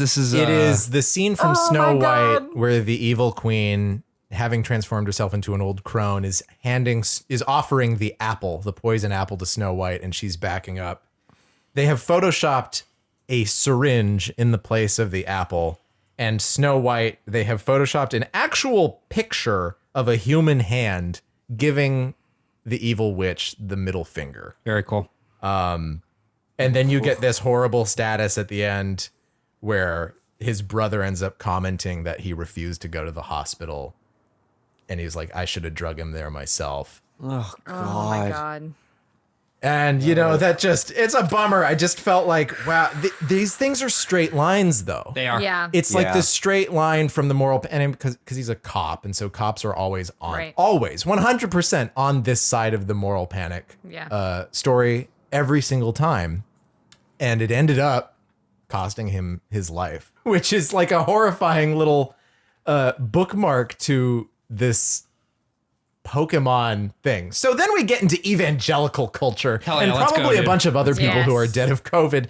Well, I mean, I guess they did catch them all. So we will talk about the evangelicals and their relationship with these pocket monsters. Oh, yeah. After the break. Hey there, kids. It's me, Ash Ketchum from Pallet Town. Do you want to be the very best like no one ever was? Do you want to have fun adventures with your Pokémon? Do you want to make a lot of cash fast? Then why not try gambling? Gambling is the fun thing adults do to forget about all the bad things adults do. Spend hours staring at 3 wheels spinning. Or, if you're more of a card sharpedo, play blackjack with a dealer who seems to have your eyes. Is it your dad? Is it? Dad? Dad, where are you? Why won't you come home? I miss you so much. Mom's taken up with a new guy, Chet. Chet Mime. He insists I call him Mister, and that I put on earmuffs when he and Mom, quote, speak in Braille. I think Mom's going through some stuff. She keeps watching Stand By Me on loop. And when I ask her what's wrong, she says, "That's just what boys do. They leave and then they die. That's just what boys do." So grab your yen quarters and head on down to the casino, where you'll win balls that you can exchange for tokens, which you will then have to take next door to exchange for cash. It's so simple, even a 10-year-old can do it. And boy, have I. Gambling. Your money's gotta go somewhere. So, of course, it is now 1998, 9-ish. John Avery Whitaker is dead. The Satanic Panic. Long live John Avery Whitaker. The Satanic Panic is gone. The white smoke is burning. Dungeons and Dragons is viewed often as a thing of the past, as are Magic cards to some degree. Right. Yeah. To some degree. But Pokemon comes up, and it carries with it this feeling. Mostly because it has the word monster in it, and also people hear the word psychic and they lose their minds. Because we still are in this moment where new age shit is kind of still thriving. You get Frank Peretti writing about this stuff. Yeah, it's the late 90s. You know, there's Perettimon, it was very sad and that never took off. Yeah, the West Memphis 3, they're in prison. And so, yeah, here we are. These kids are getting Pokemon. We're getting a little bit of moral panic. We're getting the crime. We're getting gang violence, just in general, not related to Pokemon. Sharks versus Jets. right. And so churches start to pick up again. They start to go like, hey, I have some attention. So there was this one pastor. This guy, his last name is Arms. Who cares what his first name is? His name is Arms. No, that can't be true. There's an article about him in the Houston Press from 1995 that's called Farewell to Arms. Yes. After he got dropped by a radio station because he kept saying that we should kill gay people. That's funny. Oh, man. I guess that explains the low Nintendo sales for their game, Arms. This is exactly... That was a really weird part. I thought it was just about punching guys, but every once in a while it was just like all gays must die. I was like, Nintendo, what the fuck? Come on, man. So Pastor Arms, he's not a very notable figure, really, but he's the one who ended up in the video that got obtained by Everything is Terrible. The famous video of the pastor talking about Pokemon. Pokemon power, the power in your pocket. Yep. I got power in my pocket. Is this the mullet guy or a different guy? Not a mullet guy. Okay, no. do you know the mullet guy I'm he's talking clean about? cut. He looks kind of like who's the demon guy who used to fly Oral Roberts' jet? Kenneth Copeland. Jesus yes, fucking that's Christ. right. He looks like he's an actual. Remember his name. He actually looks like like this is a picture of him as a younger man behind the stick in the cockpit of Oral Roberts' Oh my plane. God. And he Right. looks like Satan incarnate. That's Kenneth Copeland. Yeah, he's no. evil. That's That looks now like a man he's who's gonna evil. purposely crash your plane. Now he is 1,000 years old. He looks like, you know what he looks like in that picture? He looks like fucking Bobby Boris Pickett in the Monster Mash performance on we all watching You the talk Monster about how Mash? niche my shit gets. come on. Josh is like, let me tell you about all the different covers of the Monster Mash that were recorded by the original guy and the live performances. Like, this is what he looks like now. People do like the heavy metal. The heavy metal riffs on his he's evil. sermons. He's evil. Yeah, Yeah. he's Very actually evil. Satan. That's an evil man. So he's this Arms guy is a Kenneth Copeland looking Did fellow. I tell you I almost Okay. did the Monster Mash? I auditioned to be Count Chocula. Oh, Was it going to be a graveyard smash? Yeah, this version was actually pretty good. With Yeah. cereal? Yeah, it was cereal. Yeah. Fuck that. You don't mash cereal. No, it was gonna be Count Chocula and like Frankenberry and all those. It was like this it's last one Halloween they got thing them all with together to do Monster BJ Mash. Honeycutt and Frank Burns and Hot Lips Houlihan doing operating on you. I don't like but you these saying Hot monsters. These monsters cannot do MASH. Like, I'm sorry, they can't bring it back. There's not going to be a reboot. Oh my God. It's like they keep trying to do this with like Hawaii. Josh, I know this is 5-0 or I know this whatever. is hurting you, but you know it's painless. The great clown I can't remember. MASH is in town. I don't want to But be sir, alive. I mash. But doctor, I am MASH. And then the doctor says, but patient, I am Dr. Hawkeye Pierce. I'm going to of the throw my MASH iPad at 477. you. I swear to And fucking it's God. Alan Alda. It's Alan Alda. Alan Alda's in the room with us right I'm now. Dr. Hawkeye. Oh, hi. Hello, everyone. It's Oh, me. Jesus. It's me. It's Alan Alda. It's a little close to Reagan, but it's okay. We're It's working as on close it. as I can do. So, I mean, Yeah, we're okay. either going to do this or we're not going to do anyway. You know? I didn't hard know I one. could do this. It's pretty good. I'm actually pretty pleased with my Very outfit. impressed, actually. So then we get the National Federation for Decency, which then changed its name to the American Family Association. The National, yeah, Josh is like, boom, I know this one. American Family Association made its big bones in California by banning a whole bunch of books in a school curriculum that were using like fairy tales and folk tales to teach things. So it's like there's fairies and goblins. Whenabouts was whatever. this? This is 1989 or something like that. so It was before my called Impressions was the name of the series. Okay. The lawsuit got thrown out. The judge was like, get fucked. Yes, But I love when judges say get fucked. but it killed the books. They stopped publishing them completely because they were worried about all the magic but it's Grimm's fairy tales. It's just like the Frog Prince teaches you math or some shit, right? Like And the American Family Association is definitely not as powerful now as they used to be. No. But that's Reverend Donald Wildman's operation. Yes. If you're familiar with them now, it's probably because of the website onenewsnow.com. Which is one of those sites, along with like Newsmax, that like your racist uncle is going to cite when he's talking about how vaccines don't work or whatever. That's probably where that Snow White meme came from. I mean, honestly. probably. So we get the AFA Journal, and they publish something by this insane Norwegian American woman named Berit Kjos. Berit Kjos's website, which is crossroads.to, is basically Time Cube. It is an insane website by a person who is absolutely fucking crackers. You said that's crossroads.to? .to. I get most of my information from websites that end .to. I get mine from websites that end with .cx. You and I have that in common. I don't know what that means, but I'm assuming Later on, it had to be it's a nightmare. .asia, but Yeah. So CX is the Christmas Islands, and the people who made Goatsy decided to make it registered in the Christmas Islands. most So it's famous CX domain Goatsy.cx. Yeah. I see. And then the government of the Christmas Islands is like, no, you can't do this anymore. CX is a great suffix, though. Like it's a good one. The Christmas Islands really lucked out on that one. I'll just read a little bit of this Berit Kjos article. do. She actually has an extended version of the article that's so fucking long. That's on her website. The nice thing is a lot of these articles got republished because of the renewed panic around Pokemon Go. So all these things kind of get fired up again, but they're all old articles from the 90s. So Berit Kjos. Do you think that if the article runs long and they have to edit it down, they'd call it Cutting It Kios?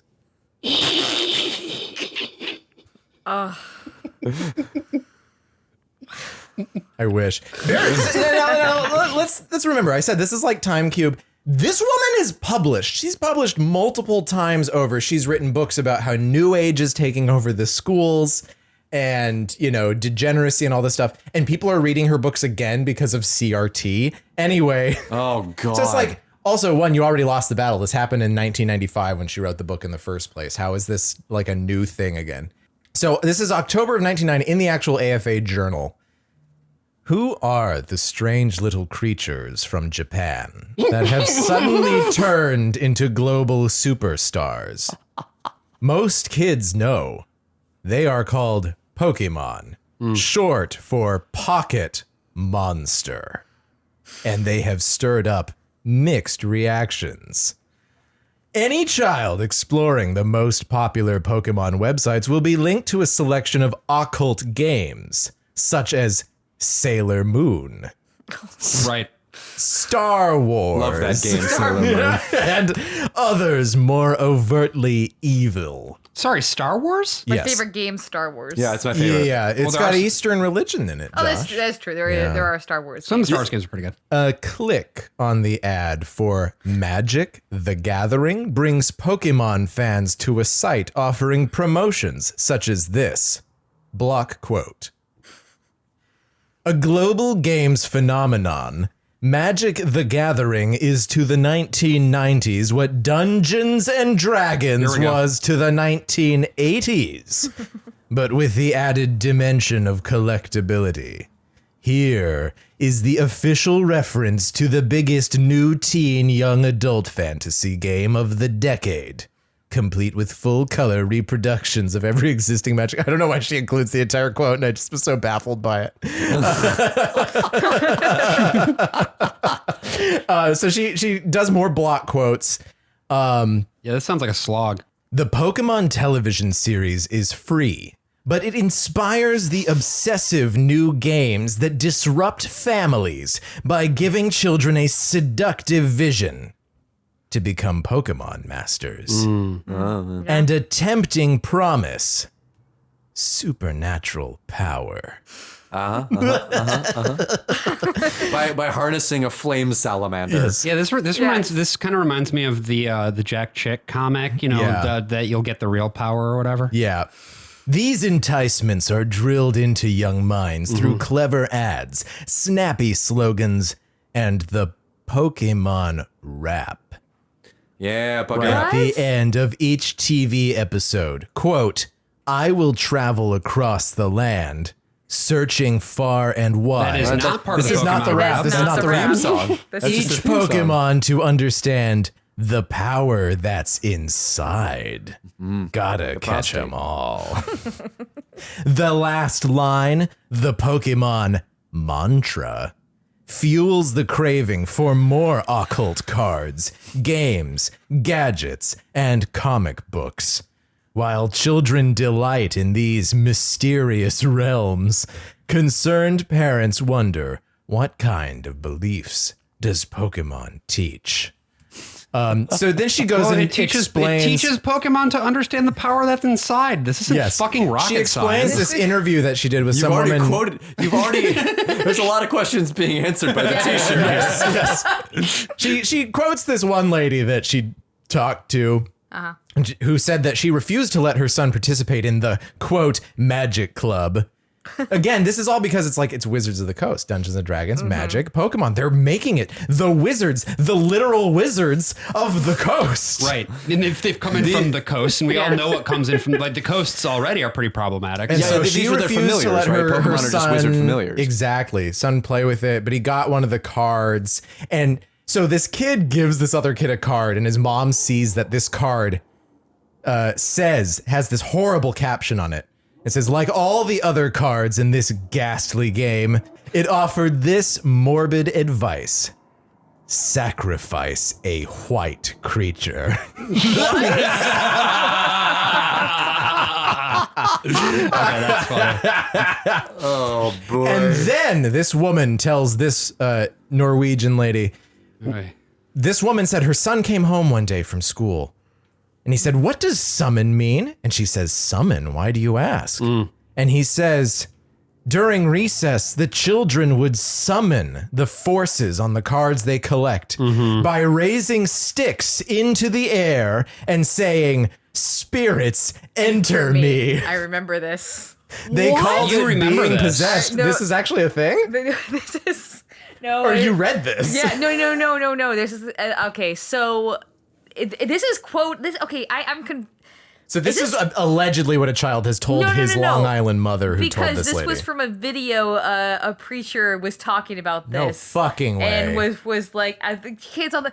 First of all, no. I don't know if you're. So this guy was probably reading this. Yeah. That could be. That could be. Exactly.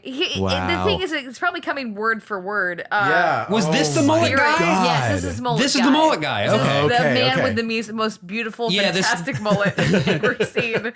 And he sullies it. And talks about it. But he don't Yeah, know. this Raise your That's your my sticks in the favorite. air. That's my favorite part of Magic cards. You tap 3 Earth cards, and then you Spirits take a enter me. stick and say "Spirits enter me," Right. which is also not what summoning is. No. That's different from summoning. It's getting No. possessed, which also is just not happening. But like, this is. I'm assuming you saw this guy. Videos of this guy have been circulating on TikTok lately. Was that where you saw this? I saw this or- on YouTube. Okay, because it's this man, and he looks like Danny McBride. Yes. Specifically, identically. specifically, he looks like Jesse Gemstone. Actually, That's true. That's true. Also, but yeah. Anyway, go ahead. Yeah. But I think we saw the same thing where he's like talking about how, and he's in. There's Is he these. Southern? He's Southern, yeah. Okay. I think. I'm putting on an accent. Kind of Southern. I think he's in like fucking Oklahoma or something like that. that. But he's like, and maybe I'm just getting You're doing classism right now. well, it Josh. might be that I'm just picturing Jesse Gemstone now, and so I'm just thinking of Danny McBride's voice. True, Overwhelming true. urge to. But yeah, He's talking about how, he's these cute little Pokemon and Pikachu, and he's so cute. Well, he's being held back by the demonic forces, and my favorite Well, at least they're part. holding my him favorite back. part was like, now this one here, his name is Mewtwo, and I want to point something out about Mewtwo. See how he's stretching his hand forward? Notice that he only has 3 fingers. We have 5. He has 3. We have 5. 1, 2, 3, 4, 5. He has 3. That's so good though. Then he's like, I want you to notice that if you subtract the number of fingers that you have, what fingers are left? It's Hail Satan. That's what's left. that's right. And it was amazing. And it was I just love that like, because when it's 3, it's I love you. I know. Yeah. And he puts all of them down. So it's Hail Satan, which is also rock on. Well, yeah, that's right. He was doing hook'em horns. Yeah, Yeah. exactly. And so he's like, so when your kids are playing this, you know, they're reaching out their hands. such a big thing with like Oklahoman evangelicals because they just want to hate on It Texas just comes back to anyway. Texas so rivalry. really, yeah. But yeah, that's exactly. He must have been reading this script. Yeah. because Yeah. it was like exactly that. He's like raising there in the air, and So then spirits enter. Barrett gets into this. Barrett actually does a really good explanation of how like the consumerist urge and how these things are enticed to make you keep buying things, and is like totally right. Yeah, it's but she true. doesn't have a problem with it except that it's just because they're getting into Satan things. Right. And so she reads the Pokemon website, which is clearly just an unofficial website. Yeah. But This is she, not from she, Pokemon.com. she quotes this website. Not Bulbapedia. Not both. No, yeah. Long before any kind of pedia or wiki. I guess there were other encyclopedias. There were before that. encyclopedias. Yeah. No, That's encyclopedias. what John Avery Whitaker did. Yeah. Right. So no wonder children caught up in the Pokemon craze beg for more games and gadgets. The makers count on it. Since the means often Capitalism. justify the economic ends in the entertainment industry, the Pokemon website is full of tips, explanations, and ads that encourage the urge to splurge. Of course. And to express the darker You don't have to side. encourage my urge to splurge. Express the darker side of human nature. Ponder their influence. And now she quotes from this one website. You can catch a Mew by cheating with a Game Shark. The Moonstone evolves certain Pokemon, such as Clefairy. Select Great. Okay. Select your desired attack. Hold down the button until your opponent's life stops draining. There's never any point where you hold down the button. I mean, No. people did to catch a Pokemon, but you know, it didn't actually Didn't work. do anything. Yeah. Once you have But it made you captured, feel like it did. I love that this is what she's singling out. Well, does it just kind of go on like this for a while? It does. Like, I'm just highlighting my favorite Just parts. like Once the- you have captured Zapdos, you can use it to quickly lower the health level of Articuno. Oh, okay. I have real problems with this because Zapdos is a legendary. So then she notices, she talks to another parent who notices that her kid's little cute Pokemon creatures, they don't look like the dark demonic creatures of D&D, but then a local Christian school had banned them because of their link to the occult, and so she changed her mind. And then later, during a recent party for her son, Barbara heard two of the boys discussing their little pocket oh monsters. boy, here we go. One said, That sounds like they're absolutely talking about their Their dicks. dicks. They're their own little pocket monsters. one pocket said, monsters. I'll just use my psychic powers. Uh-oh. Already the world of fantasy had colored his real world. Oh, So God when forbid. some of the kids wanted to watch man. the afternoon Pokemon cartoon on television, just say the cartoon. You don't need to say know. afternoon cartoon on television. Barb again had to say no. it's not easy being parents Just these say, days. just say no. It to, really Man, is. It's you know what? It's impossible. Isn't it terrible when kids use their imagination rather than just Yes. living Yeah. through a TV show? yes, it is. Yeah, it's really and it sucks that they can't tell the difference between reality and fantasy. Right. You know, the first thing I did when I got really obsessed with Pokemon and became basically my religion was I took my cat and threw it at my dog. Yeah. Right. Fight for me. I killed all my gerbils by putting them into these little plastic bottles. Get in there. This worked for the Burger King toy. Oh. I throw it at my friends because a dead gerbil would just roll out. I mean, I'm sure someone actually did that. I'm pretty I'm sure. Well, so, but Brian, how much more do you have in terms No, of I'm like not reading the- that article anymore. Okay. So those are my favorite parts. There are a couple of other publications. So the CARM, the Center for Apologetics Research Ministries. This guy, Matt Slick, the founder. Oh, real slick. That sounds like a Pokemon sounds trainer. like- That sounds like He wrote this article in 2008. huh. No, 2007. He wrote this article earlier. in 2007, way after the craze. But yeah, he's a you know, greaser as like an Arbok he, of that you course- meet outside of yeah. Team Rocket's He fortress. of course you know? starts with Pokemon, which is short for Pocket Monster, has become a phenomenal success in America among children. But the cartoon, there are cartoons and even a movie based on the Pokemon characters. Just discover it? Like, Almost every child in America is familiar with this fad and owns some form of Pokemon paraphernalia. But what is Pokemon? And then he goes and like describes it a little bit, and then he gets to this section. Is Pokemon dangerous? Potentially, yes, it is.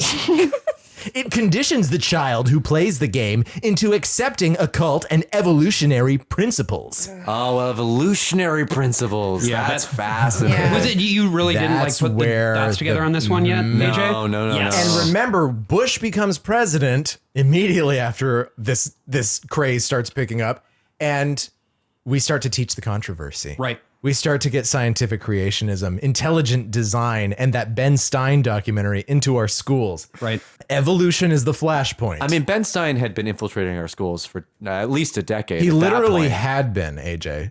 Yeah, no. He I was know. a speechwriter for Richard Nixon. Oh, I didn't know that. I thought he just started his career as a teacher. The school Ferris teacher on the Bueller. Wonder... that as well. He was also on the Wonder Years. Oh, wow. So, Haunter can hypnotize, eat a person's dreams, and drain their energy. I can drain their energy too. I eat people's dreams. all the Abra time. reads minds. Kadabra emits negative energy that harms others. Ghastly induces sleep. Alakazam has spoons. 2 spoons. Nidoran uses poison. Right. So this But it's okay because then Rhydon pees on it. It's Exactly. fine. It's a It's- jellyfish it's- stick. yeah, right? You gotta See, pee that's on it. that's wow. Okay, we're coming to the defense of Rhydon here. I never thought that would happen. So this is just, but this is really Rhydon has all of Yeah, these so articles he- are just he's the like- same thing, right? So he writes this thing. He's Right like, on I don't his see knees. how allowing children to play with games that encourage fighting, reading that's of all. minds, use of poison, Right. Use of poison is mimicry, Oh no! and evolution. So he's like, this is not training a child to righteousness. It's accepting the occult and secular evolution. Is this what we, as Christians, want our children to meditate on? Of course not. And then he gets they like, have 10 years now. so then he has like another addition he makes to the article where he's like, okay, to address the haters, right? Like some people have been criticizing me and I think, fuck you, right? And then he posts someone else's comment who is like, everyone who's criticizing you right now isn't really Christian. And he puts Christian in quotation marks down the whole comment. Right. So this is like a fuck the haters. Here's Yeah. my friend who agrees with me. And then kind at of some thing. point when yeah. they switch their commenting system, there's a much more recent comment where someone is like, you know, some of these Pokemon, they do start out cute, but then when you see them evolve, they become more demonic. That's true. That is true. Then this guy writes an update in 2016 during the Pokemon What? Go craze. Come on. The And fuck? just wait. This is what Matt Slick writes in 2016 after Pokemon Go comes out and people are getting upset again. The original Carm article on Pokemon was written in 2007.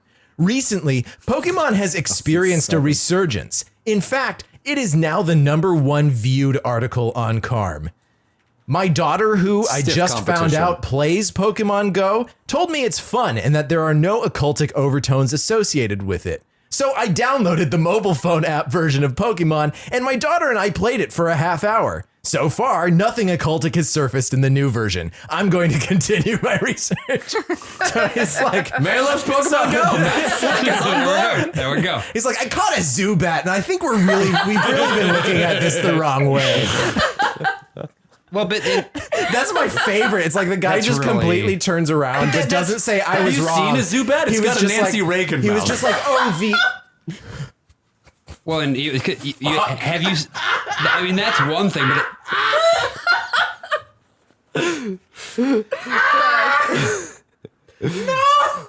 I mean, look, it's not as good. Like Golbat is actually probably closer. I was gonna say, yeah, Zubat spits, but Golbat swallows. That's true. Oh, yeah, Jesus Christ. Golbat's got that tongue. it does have the tongue. Golbat can suck your dick and eat you out at the same time. Oh my God. Ashes, this has been really fun. We're so glad we had you on this podcast. So then there's a church in Colorado Springs. Okay. This one gets big news. This guy fucking takes a blowtorch to Pokemon cards. He has his son stand up in front of the rest of his youth group and take his Pokemon action figure apart limb by limb. And then he like crushes a bunch of games or something like that. So that was a big Colorado Springs, of course. I looked up this of pastor. I course. looked up this church. I can't find any of it anymore. I assume that all of them died of COVID. But it's such an interesting, some of this is just cultural because there are ghosts and psychics in the game. right. I mean, like Lavender Town is actually legitimately spooky in a way that the game yeah. never gets to again at any point in the future, right? It's like a really fun, but it's also just like, again, one of the reasons that Nintendo was a little nervous about this sort of thing. It's just like a cultural thing. It's just like, exactly. it's ghosts. It's kind of a Shinto, like, Yeah. it's this big burial tower, and no one really thinks that much of it. They're like, let's just put a little scary. I mean, in the same way that Mario has like the Boo Mansion shit. Well, yeah, Like, Luigi's Oh, Mansion yeah. is entirely, you Yeah. know. Did the evangelical right come for Luigi's Mansion with all those Well, ghosts no, but and it's the occult? different, right? I'm Because just saying, like, it's different because they're the villains, and like I when see. in Pokemon World, you can harness them. yeah, exactly. Right. They become your friends. You know what I Interesting. mean? Yeah, Well, yeah, yeah. and yeah, like the Japanese idea of a demon is a little bit different. Like there is a game where you can catch demons, right? Yokai Watch, which is the same thing as Pokemon, but well, they're and just Shin Megami literal Tensei. demons. And Shin Megami Tensei. right, But yeah. Shin Megami Tensei is like edgy teenagers. Yeah, Yokai yeah, Watch yeah. is like, here's a demon, catch it, you know? Because they're not thinking demons, which are in league with Satan, who is the enemy of the one true God, you know? Right. Right. There's just it's a fundamental, and it's an interesting thing too. And not that Japan didn't have its moral panics either, right? Right. We had like weird cult activity happening in the 90s, of course. Shinrikyo and Asahara, sarin gassing that subway station. Right. We had the seizure thing, which also has some Yeah, that was a big element of moral panic to it in Japan itself, and not just in the that US. was a classic like collective mass panic event. Yeah. That was a and weird. I mean, it was a bad thing. It should not have been on TV. Yeah. That sequence is insane. You can't. I've you watched can- it. It's wild, dude. You can I watch it watched it. online, and it It's- doesn't, because of the nature of video compression. Nothing refreshes that fast, Right. as an actual CRT television. They should not have put that on. I mean, when you'd get a Game Boy game, it would come with two books, right? One was the manual, and one was the thing that said that was like photosensitive seizure warnings, even though Right. you're playing on an LCD screen Right. that Right. doesn't have a light that refreshes slowly.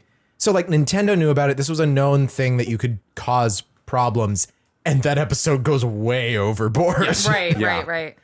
But I remember then too that whole event occurring was Yeah. another thing that was then sort of Right. Well, and put through what the we start to weird- see in some of these articles, and what the pastor in Colorado Springs is talking about, is like they start talking about gang violence and how all of this occult stuff Yeah. is leading to violent children, which is leading gang violence, as though the Crips and the Bloods Right. are only doing this because they were playing Pokemon Blue and Red. Right. That's why they have the colors. That's the, But I also think Yeah. that, like Josh brought up a point a while ago, Yeah. this was a lot about xenophobia. oh yeah. This was a lot about pinpointing something that had come over from Japan and trying to finagle your way to make it evil.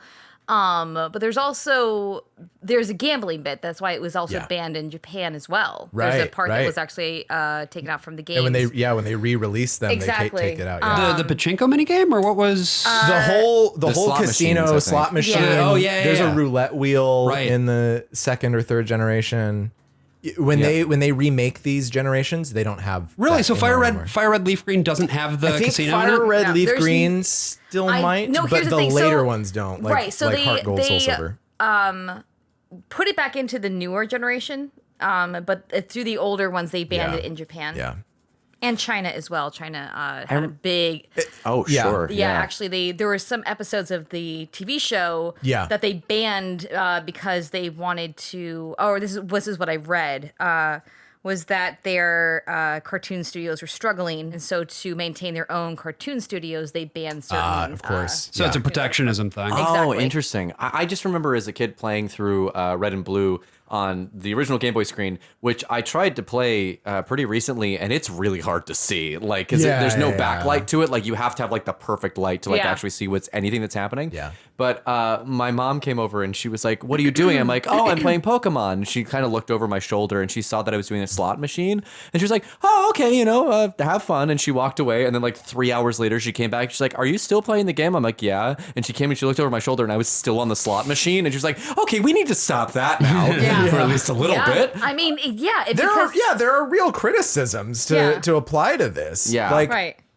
it's just things don't have to be Satan to be a problem. Yeah. Yes. And Plugged In actually takes the enlightened approach to this. I was looking at the Plugged In reviews for the first two movies, and they were just like, the message is positive, I guess, but you as a parent do not want to sit through this fucking thing. Right. Well, and Right. it would And be, that was the South Park criticism too, is the parents watched the Pokemon ripoff on South Park, and they go, "This is fucking incomprehensible. I hate this." Yeah, now that's also the thing is because like yeah, we as were, a Pokemon movie expert, tell us your thoughts. please. No, genuinely. So something that we gloss over all this stuff and we talk about everything, but when we are like actually criticizing the films, like there are very few films that follow a very succinct plot. Yeah. Like Right. it'll have like the general plot of all the movies are friendship. That's it. Like that's the moral. That's it. At the beginning of the movie, friendship is learned. Brother,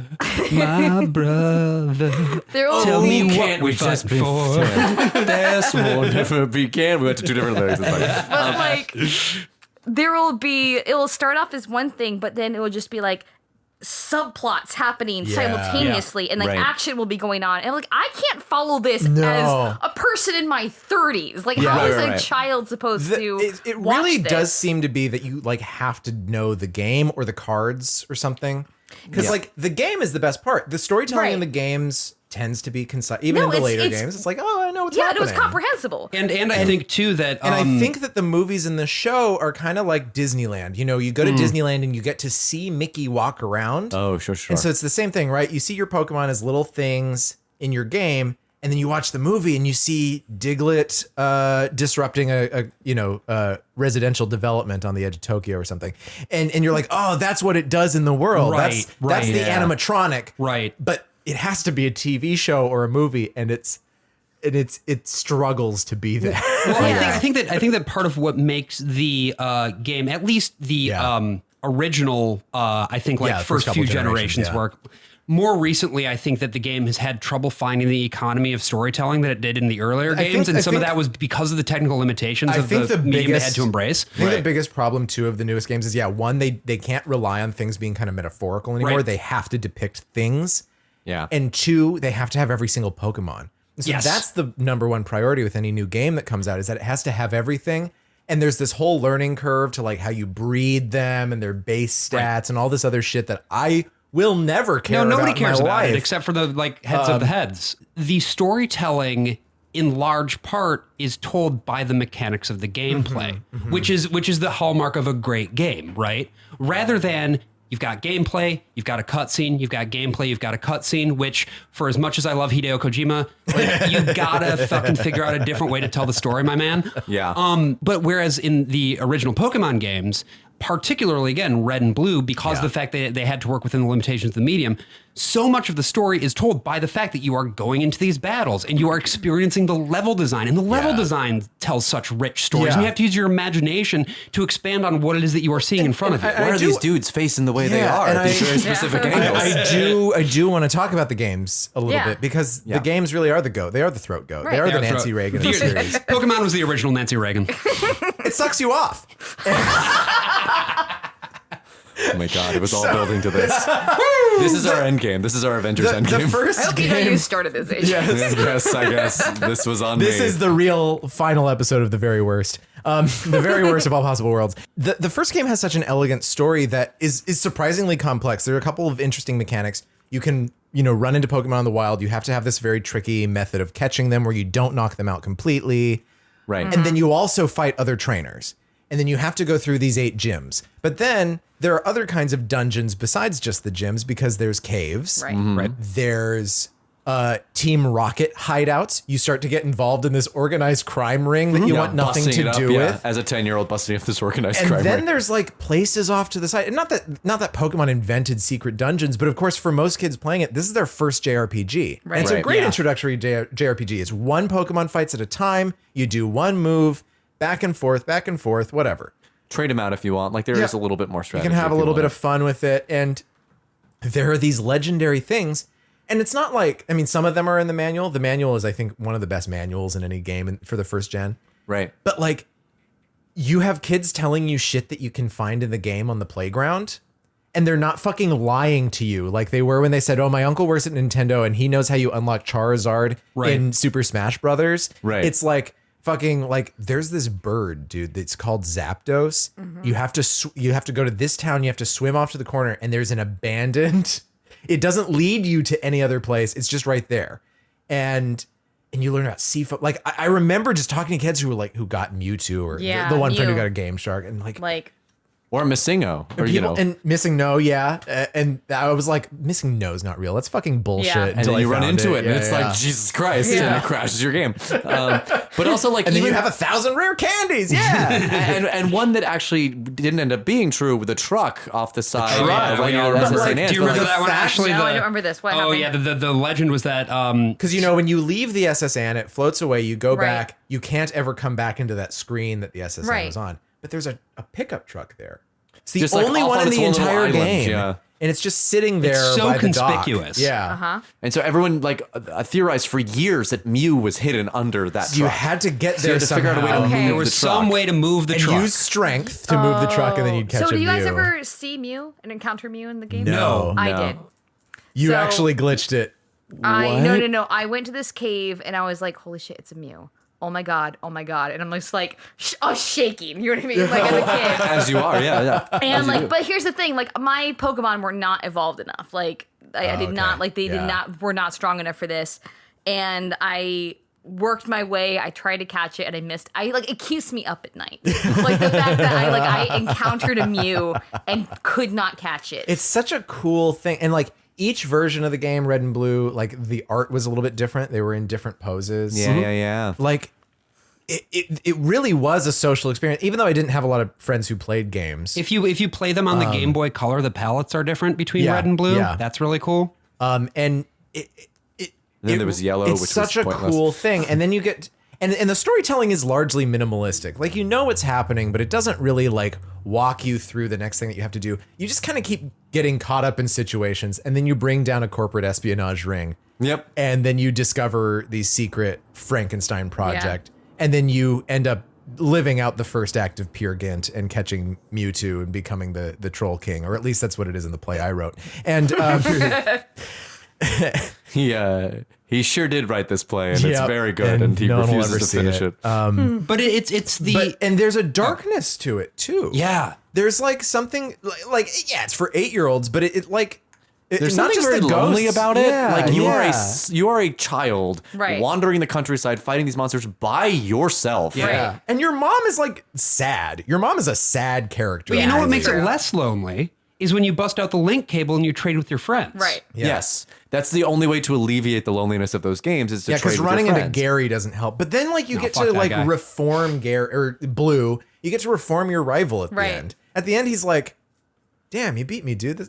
You did a great job." And then Oak comes in. He's like, "You fucked up, you stupid lowlife. No good goddamn grandson of I mine." disown you. Anyway, Red, You're come out of the on, will. you rock. Okay, Red, go wait on top of a mountain for 60 years. And then that's the thing. You play the second game, and there's the famous story about Gold and Silver where they had, and you can now see the beta version. It's a much more elaborate looking game. It's not as flat as the original Pokemon. They have these pagoda designs that are a lot more intricate, but they couldn't get all the game to fit into a cartridge. And that leads to this like legendary story where they call up Satoru Iwata before he's president of Nintendo. And because he was like, he was the guy that solved problems. He was the George Abbott of video games. If you like my 1960s musical theater references, he went in and he fixed it. I mean, And he fixed really it. was an extraordinary problem solver. He that man. fixed Like, it in a matter of days. You're right. George Abbott really was spectacular. Shut up. And How did we lose patrons? and so one of the things that he did was he reduced the number of tiles. So everything gets simplified. It looks more like the original game. And he gets the game so small they can fit all of the like first game into it. Hell yeah. And that was one of the biggest. I had no idea that was going to happen. I That you got were that gonna get game the original relatively 150? new. You know, I got Blue and Red later, and so I was kind of hearing about what I was going to encounter from my friends. And then I got Gold and was playing through it, beat the Elite Four, and it's like, by the way, remember the old place? Come on back. It's all still here. You have to get all those badges again. And you're like, cool, I can hang, you know, there's no pressure. There's no plot going on there, except then you meet Blue because Cinnabar Island has been destroyed by a volcano. Yep. And Blue is just like, oh, this is weird. And you're like, oh, so that's the new gym leader, right? Giovanni has disappeared completely because he's dead, because Red killed him, because Mewtwo made him. Trust me on this. And then More Blue, and more people are saying like that Blue is Red not a kills piece of shit Giovanni. anymore, right? He's like, he's responsible. He runs a gym. And then you go back to Pallet Town. You're like, I wonder what this is going to be like. And then you see It's Red's weird. mom and she's like, he's never come home. It's been so long. And you go upstairs to his Super Nintendo and it just says, there's dust on this. Yeah, it's fucking bleak, man. And then you get to climb Mount Silver, which is basically Mount Fuji, but placed a little bit differently in relation to the real Kanto. And as you're climbing up, you run into famed old studio system actress Setsuko Hara. I am the only person who has identified this, and I am 100% sure that she is supposed to be Setsuko Hara, because you run into this one house on the way to Mount Silver, and it's an old woman in it, and she gives you Steel Wing, and she says, keep this a secret. And like the next thing, when you press A and talk to her again, she's like, that's, you know, it's so hard being famous or something like that. Because Setsuko Hara, the actress from Tokyo Story, which everyone should watch, and you're going to feel terrible afterwards. I did. I Yeah. watched it and I felt terrible afterwards. She left in 1963, 64. She left the industry completely and lived in a house up in the mountains. It's not far off. And I think they are making a Setsuko Hara joke. And I believe it's, and I looked up the Japanese text and it says something along the same lines as like she's a famous person kind of not wanting any attention. Right. In the same way that Red is when you encounter. And him. yes, to think that like, you know, most silent protagonists are not really silent protagonists, right? Like Link's not a silent protagonist. The idea of a silent protagonist is you play as a character and whatever you say in response to the issue is whatever they say. Right. Like when you play Golden Sun 2, you run into Isaac and the gang again towards the end of the game. Isaac is talking. Yeah. Full You know, full sentences. Yeah. It's just like, hey, what's up, right? And Felix was talking in the first game. Yeah. And when you run into Red, no, he does not talk. And it's something that gets commented on in the first game where you're on the SS Anne and that chef is like, what would you like for dinner? Ah, you are the strong silent type. I see. And Brian did the original voices for the Pokemon game and led to Yeah. every single voice being cut from the game. I always wondered why that game didn't have voice it acting. was a sort of Disco Elysium situation. They just called up left-wing podcasters. Yeah. Yeah. Interesting. Before you had a podcast, even. Yeah. Incredible. You run into Red. and he is Taylor's version. he's at the top of this That was good. he's at the top of this volcano waiting for death. Yeah. He's just sitting up there doing nothing. No one has met him. Everyone's kind of talked about how he might be up there. You talk to him. He says nothing. You fight him. You beat him. He says nothing, and he disappears. And it's so interesting that they went there. Part of that comes from the fact that they thought this was going to be the end. When the team was making it, they were like, we know the trajectory of this kind of thing. It's on the downswing. So we're just going to put in everything. We're going to put in everything we can. This is going to be the big last hurrah. Maybe there will be more Pokemon in the future, but like it's not going to be this anymore. Yeah. There's just no way. Right. We know the market logic of this. And then they put in everything, and it's still here. Yeah. And none of the games have ever lived up to that moment, I think, where you're on the mountain and you're running into yourself from 3 years ago. Yeah. And you have to do battle with it, and he's hard. And he's hard, but he's like, there's just this darkness to it. And there's this weird feeling of failure. Like, yeah, he did all this stuff. He stopped Giovanni, and Giovanni is dead because he killed him later under Mewtwo's influence. And then he threw Mewtwo in the Master Ball to the bottom of the ocean. And that's why he doesn't have it on the mountain. Or And- Mewtwo, yeah, but yeah, like, yeah. there's what does he want? What did he ever want to do any of this? Like, he just kind of gets pulled into everything all the time. And now the one thing that he wants to do is be completely alone.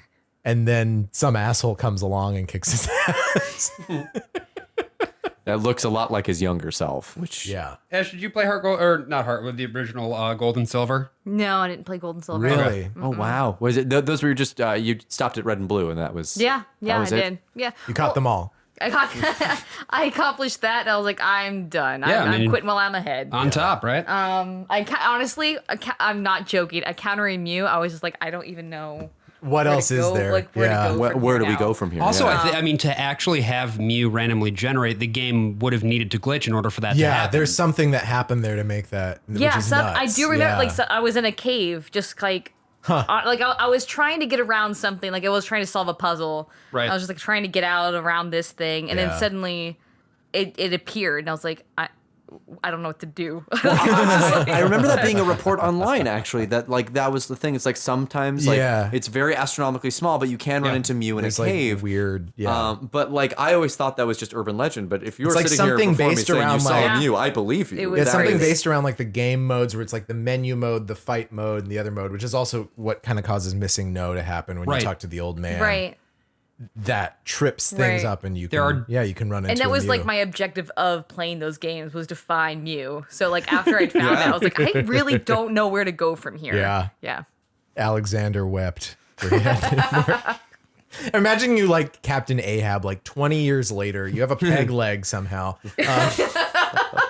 From hell's heart, I stab at thee. A Lapras bit it off. The shiny Lapras. Yeah, it was Tracy's Lapras. And so for Tracy better, Sketchit, is that what you're talking about? Tracy I fucking, Sketchit. fucking hate Tracy Sketchit. The In team movies, needs he's a an himbo asshole that's and I hate not him. Ash. Like it needs to be two himbos and Misty, who's like keeping it all together. There's a whole thing in the podcast. wait, was for this the once- replacement for Brock? Yeah, and the Yeah, Orange for one Islands. movie. Brock got replaced? For one Yeah. movie. No. And for one series. I For think one series, because right. Brock Yeah. is gone, right? He was He's not replaced, like and a. then He came back. Max, He went- Max and Mandy replaced replaced Brock. Like it's Misty. And Misty, yeah. and they all suck. Pokemon just turned into Adventures in Odyssey at some point. They all went through Yeah, the they, Mega Book. they But had some other characters It that is- came on. So much of it is just so empty. And it's like, well, Pokemon's still here. Like, fine, whatever. I mean, it does seem to tickle kids' imaginations in the same way. Yeah. Yeah, That and it does. did for us. And I think that's worthwhile, but it is also a multi-billion-dollar franchise think- of shit made out of plastic. Right. Well, like Brock became way too problematic. Sorry, like for a Yeah, kids show, like absolutely. it was just so much. Yeah, he was very much a product of his time. I have this thing where it's The like Lars von Trier of the Pokemon world. I've been thinking a lot about like media criticism and how Yeah.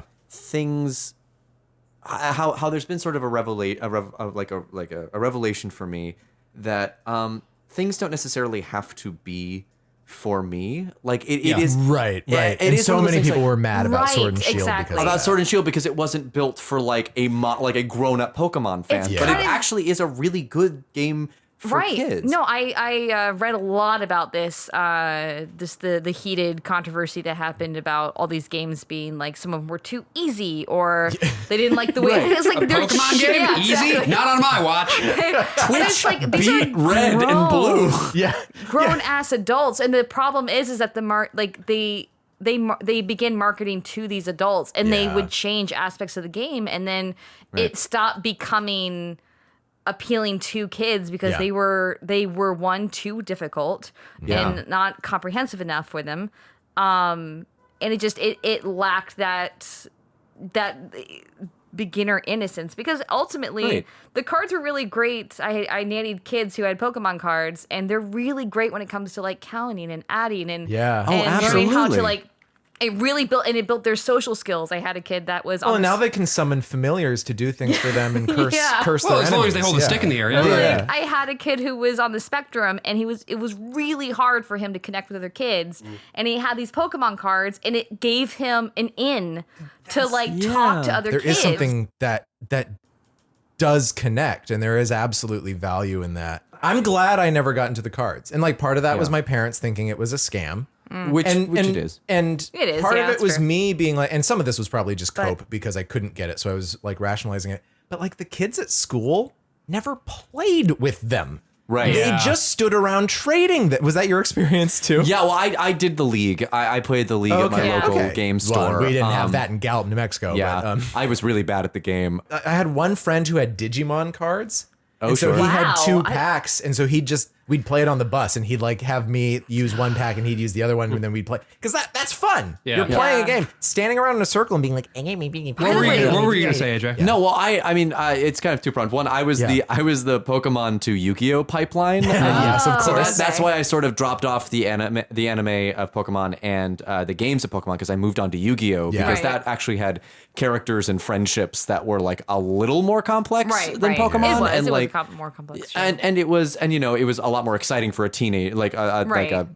like a 12-year-old boy to like move on Right, to right. that. That's it aims a little bit older. Yeah, but the thing I was going to say was that I respect Pokemon so much because it didn't go the way of comic books, which is It didn't age up, yeah. Yeah, it didn't start off as a thing strictly for kids, and then as those kids grew up and started making comic Yeah. books, they started making comics for them and not for the next generation of kids. They didn't Pokemon did not pull up the ladder behind it. Yeah, You know, it Right. kept it down so that literally I think there's a reason they're called Yeah. generations of Pokemon, because Yeah. it is something that we have to pass on. I mean, Right. to the next imagine thing at a that. certain Imagine if like we're approaching 40 and there's like a Pokemon. gritty Pokemon. yeah, Pokemon Lapras. Well, this break you. this comes back to what I was saying Pokemon earlier. unemployment form and divorce filings. It's like This comes back to what I was saying earlier. About, It's like, the right shoe in the divorce.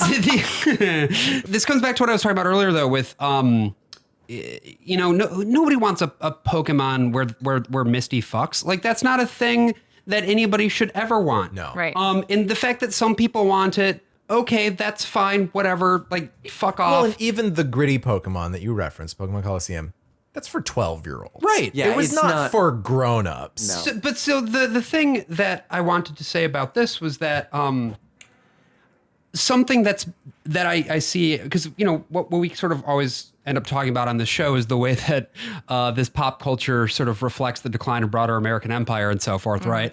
The thing that's interesting that's happening in culture now, and has been happening for some time, but Yeah.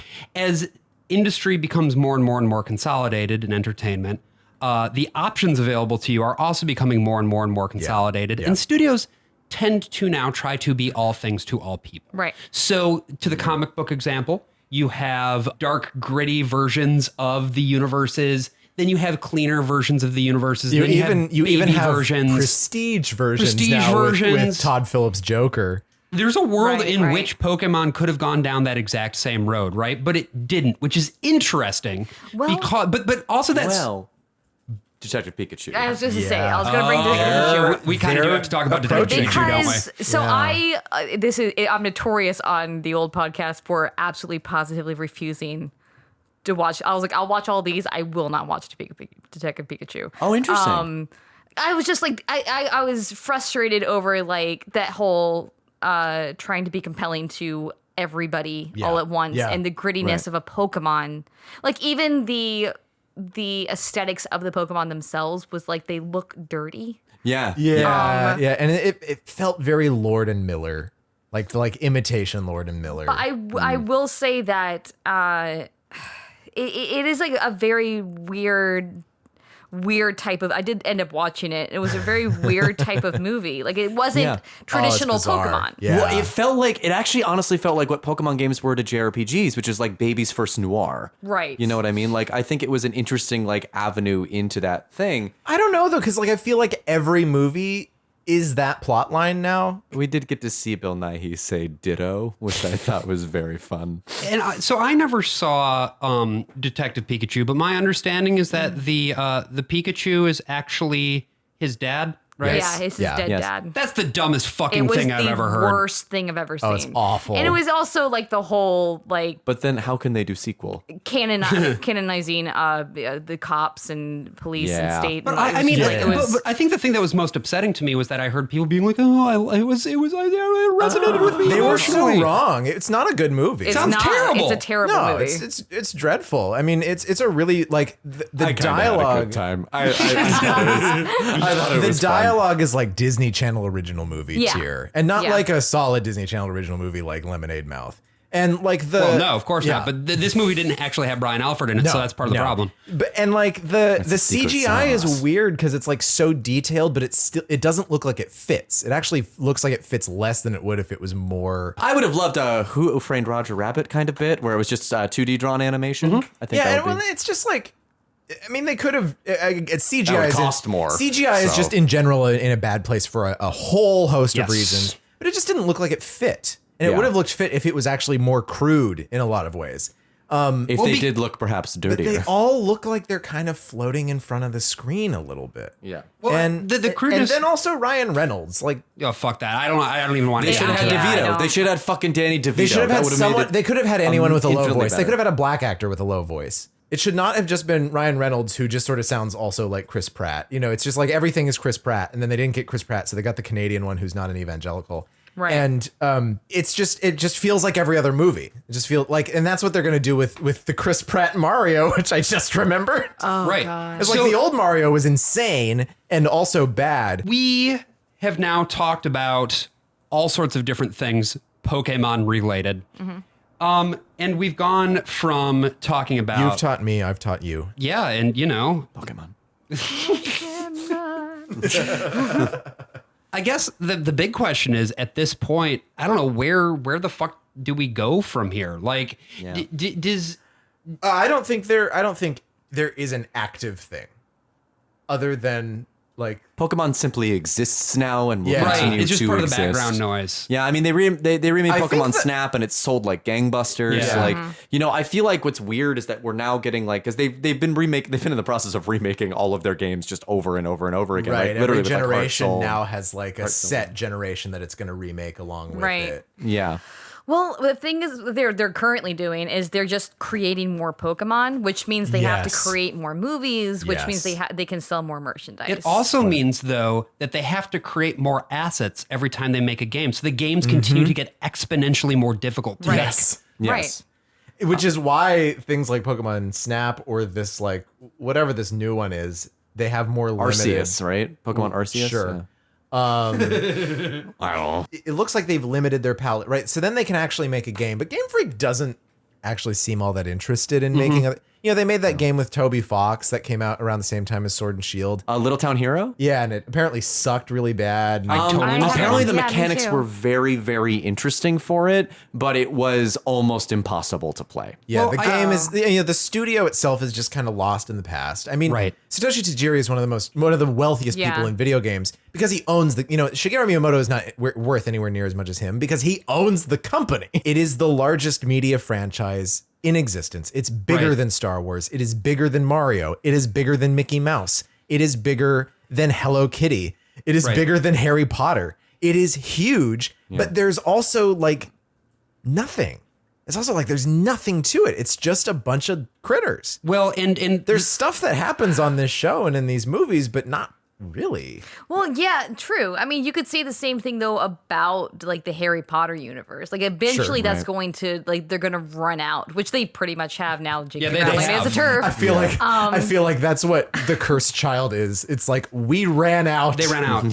Yeah. We're doing Shrek 4 what- as the plot for this 2-part play. I think Shrek 4 is better than Cursed Child by like a huge margin. And it's still not good. But what I think is so interesting about that piece, and this is just a thought that I had, is Pokemon, if we go all the way back to the original thing, then we talked about this, it is a complete game, but it's a little game. It's small. It's small. Yeah. It's small. It's simple. It's like A, B, C, D. There's And nothing really. It is a game, of course, that takes you on a big trip, and it pushed the Game Boy to its absolute limits as a system. Right. But in terms of the concept and the execution, it is something that is fundamentally simple that was able to be then monetized and expanded on and branded out to great effect. So, I mean, so to answer your question, where do we go now? The thing is that since pop culture is cyclical, like kids are just going to need to come back to like you're always going to get a generation who like rediscovers it, and it's just going to keep finding it. So even if they run out, finally they're just like they throw up their hands and be like, "We're done with Pokemon." There's always Which will never happen. No. There will always be a generation rediscovering it, and then starting from the ground up, from the small video games to the current TV show, the current movies, the current video games. Yeah, and what's encouraging too, actually, about a lot of this stuff is that there does seem to be a little bit more artistic expression coming in, at least to the anime. Like they've completely changed the visual style of it. I think they changed animation studios, and it's a lot more like slapsticky and like there's actually like really good humor in it now in a way that was always kind of missing in at least the anime that I used to watch. True. So it does seem at least that it is able to hopefully reinvent itself into something, that, because I mean, with 25 years of material, like there'll always be a new generation rediscovering a different generation of Pokemon from now until, the sun explodes. Until then, I'm not going to get back into Pokemon until they give me what I want, which is a Gengar that can suck its own dick. A Nancy Reagan. Absolutely. I'm the worst of all possible Joshes. I'm the worst of all possible AJs. And I am the worst of all possible Brians. Thank you, Ash, so much for showing up and spending a long time with us getting this all set up and recorded. We'll see y'all later. So many possible worlds, but we got this one. So many possible worlds, but we got this one. Well, folks, welcome to the year 2002 and 20. As always, thank you for staying with us. And we would, of course, like to thank our patrons at Patreon, who are the ones who keep us going into this new year and hopefully many more to come. They include Aeneas Hemphill, Andrew Kilroy, Ari Rodriguez, Ben Ferber, Benjamin R. Alford, Bill Corby, Dave Scolar, Davis Vandestig, Dominic Russo, Earl Reynolds, Ian J.V., Nate Netzley, Nell Johnson, Octavia Immersive, Olivia Hernandez, Scott M., Tony Diddy, Trevor Strunk, what a hell of a way to die, with a very special thank you to Ashleigh Stoneman, Dara Swisher, Hannah White, Nikola Donov, Sam Borman, Silverbear909, and Timmy Sexton. All right, folks, stay out of the tall grass. Or something.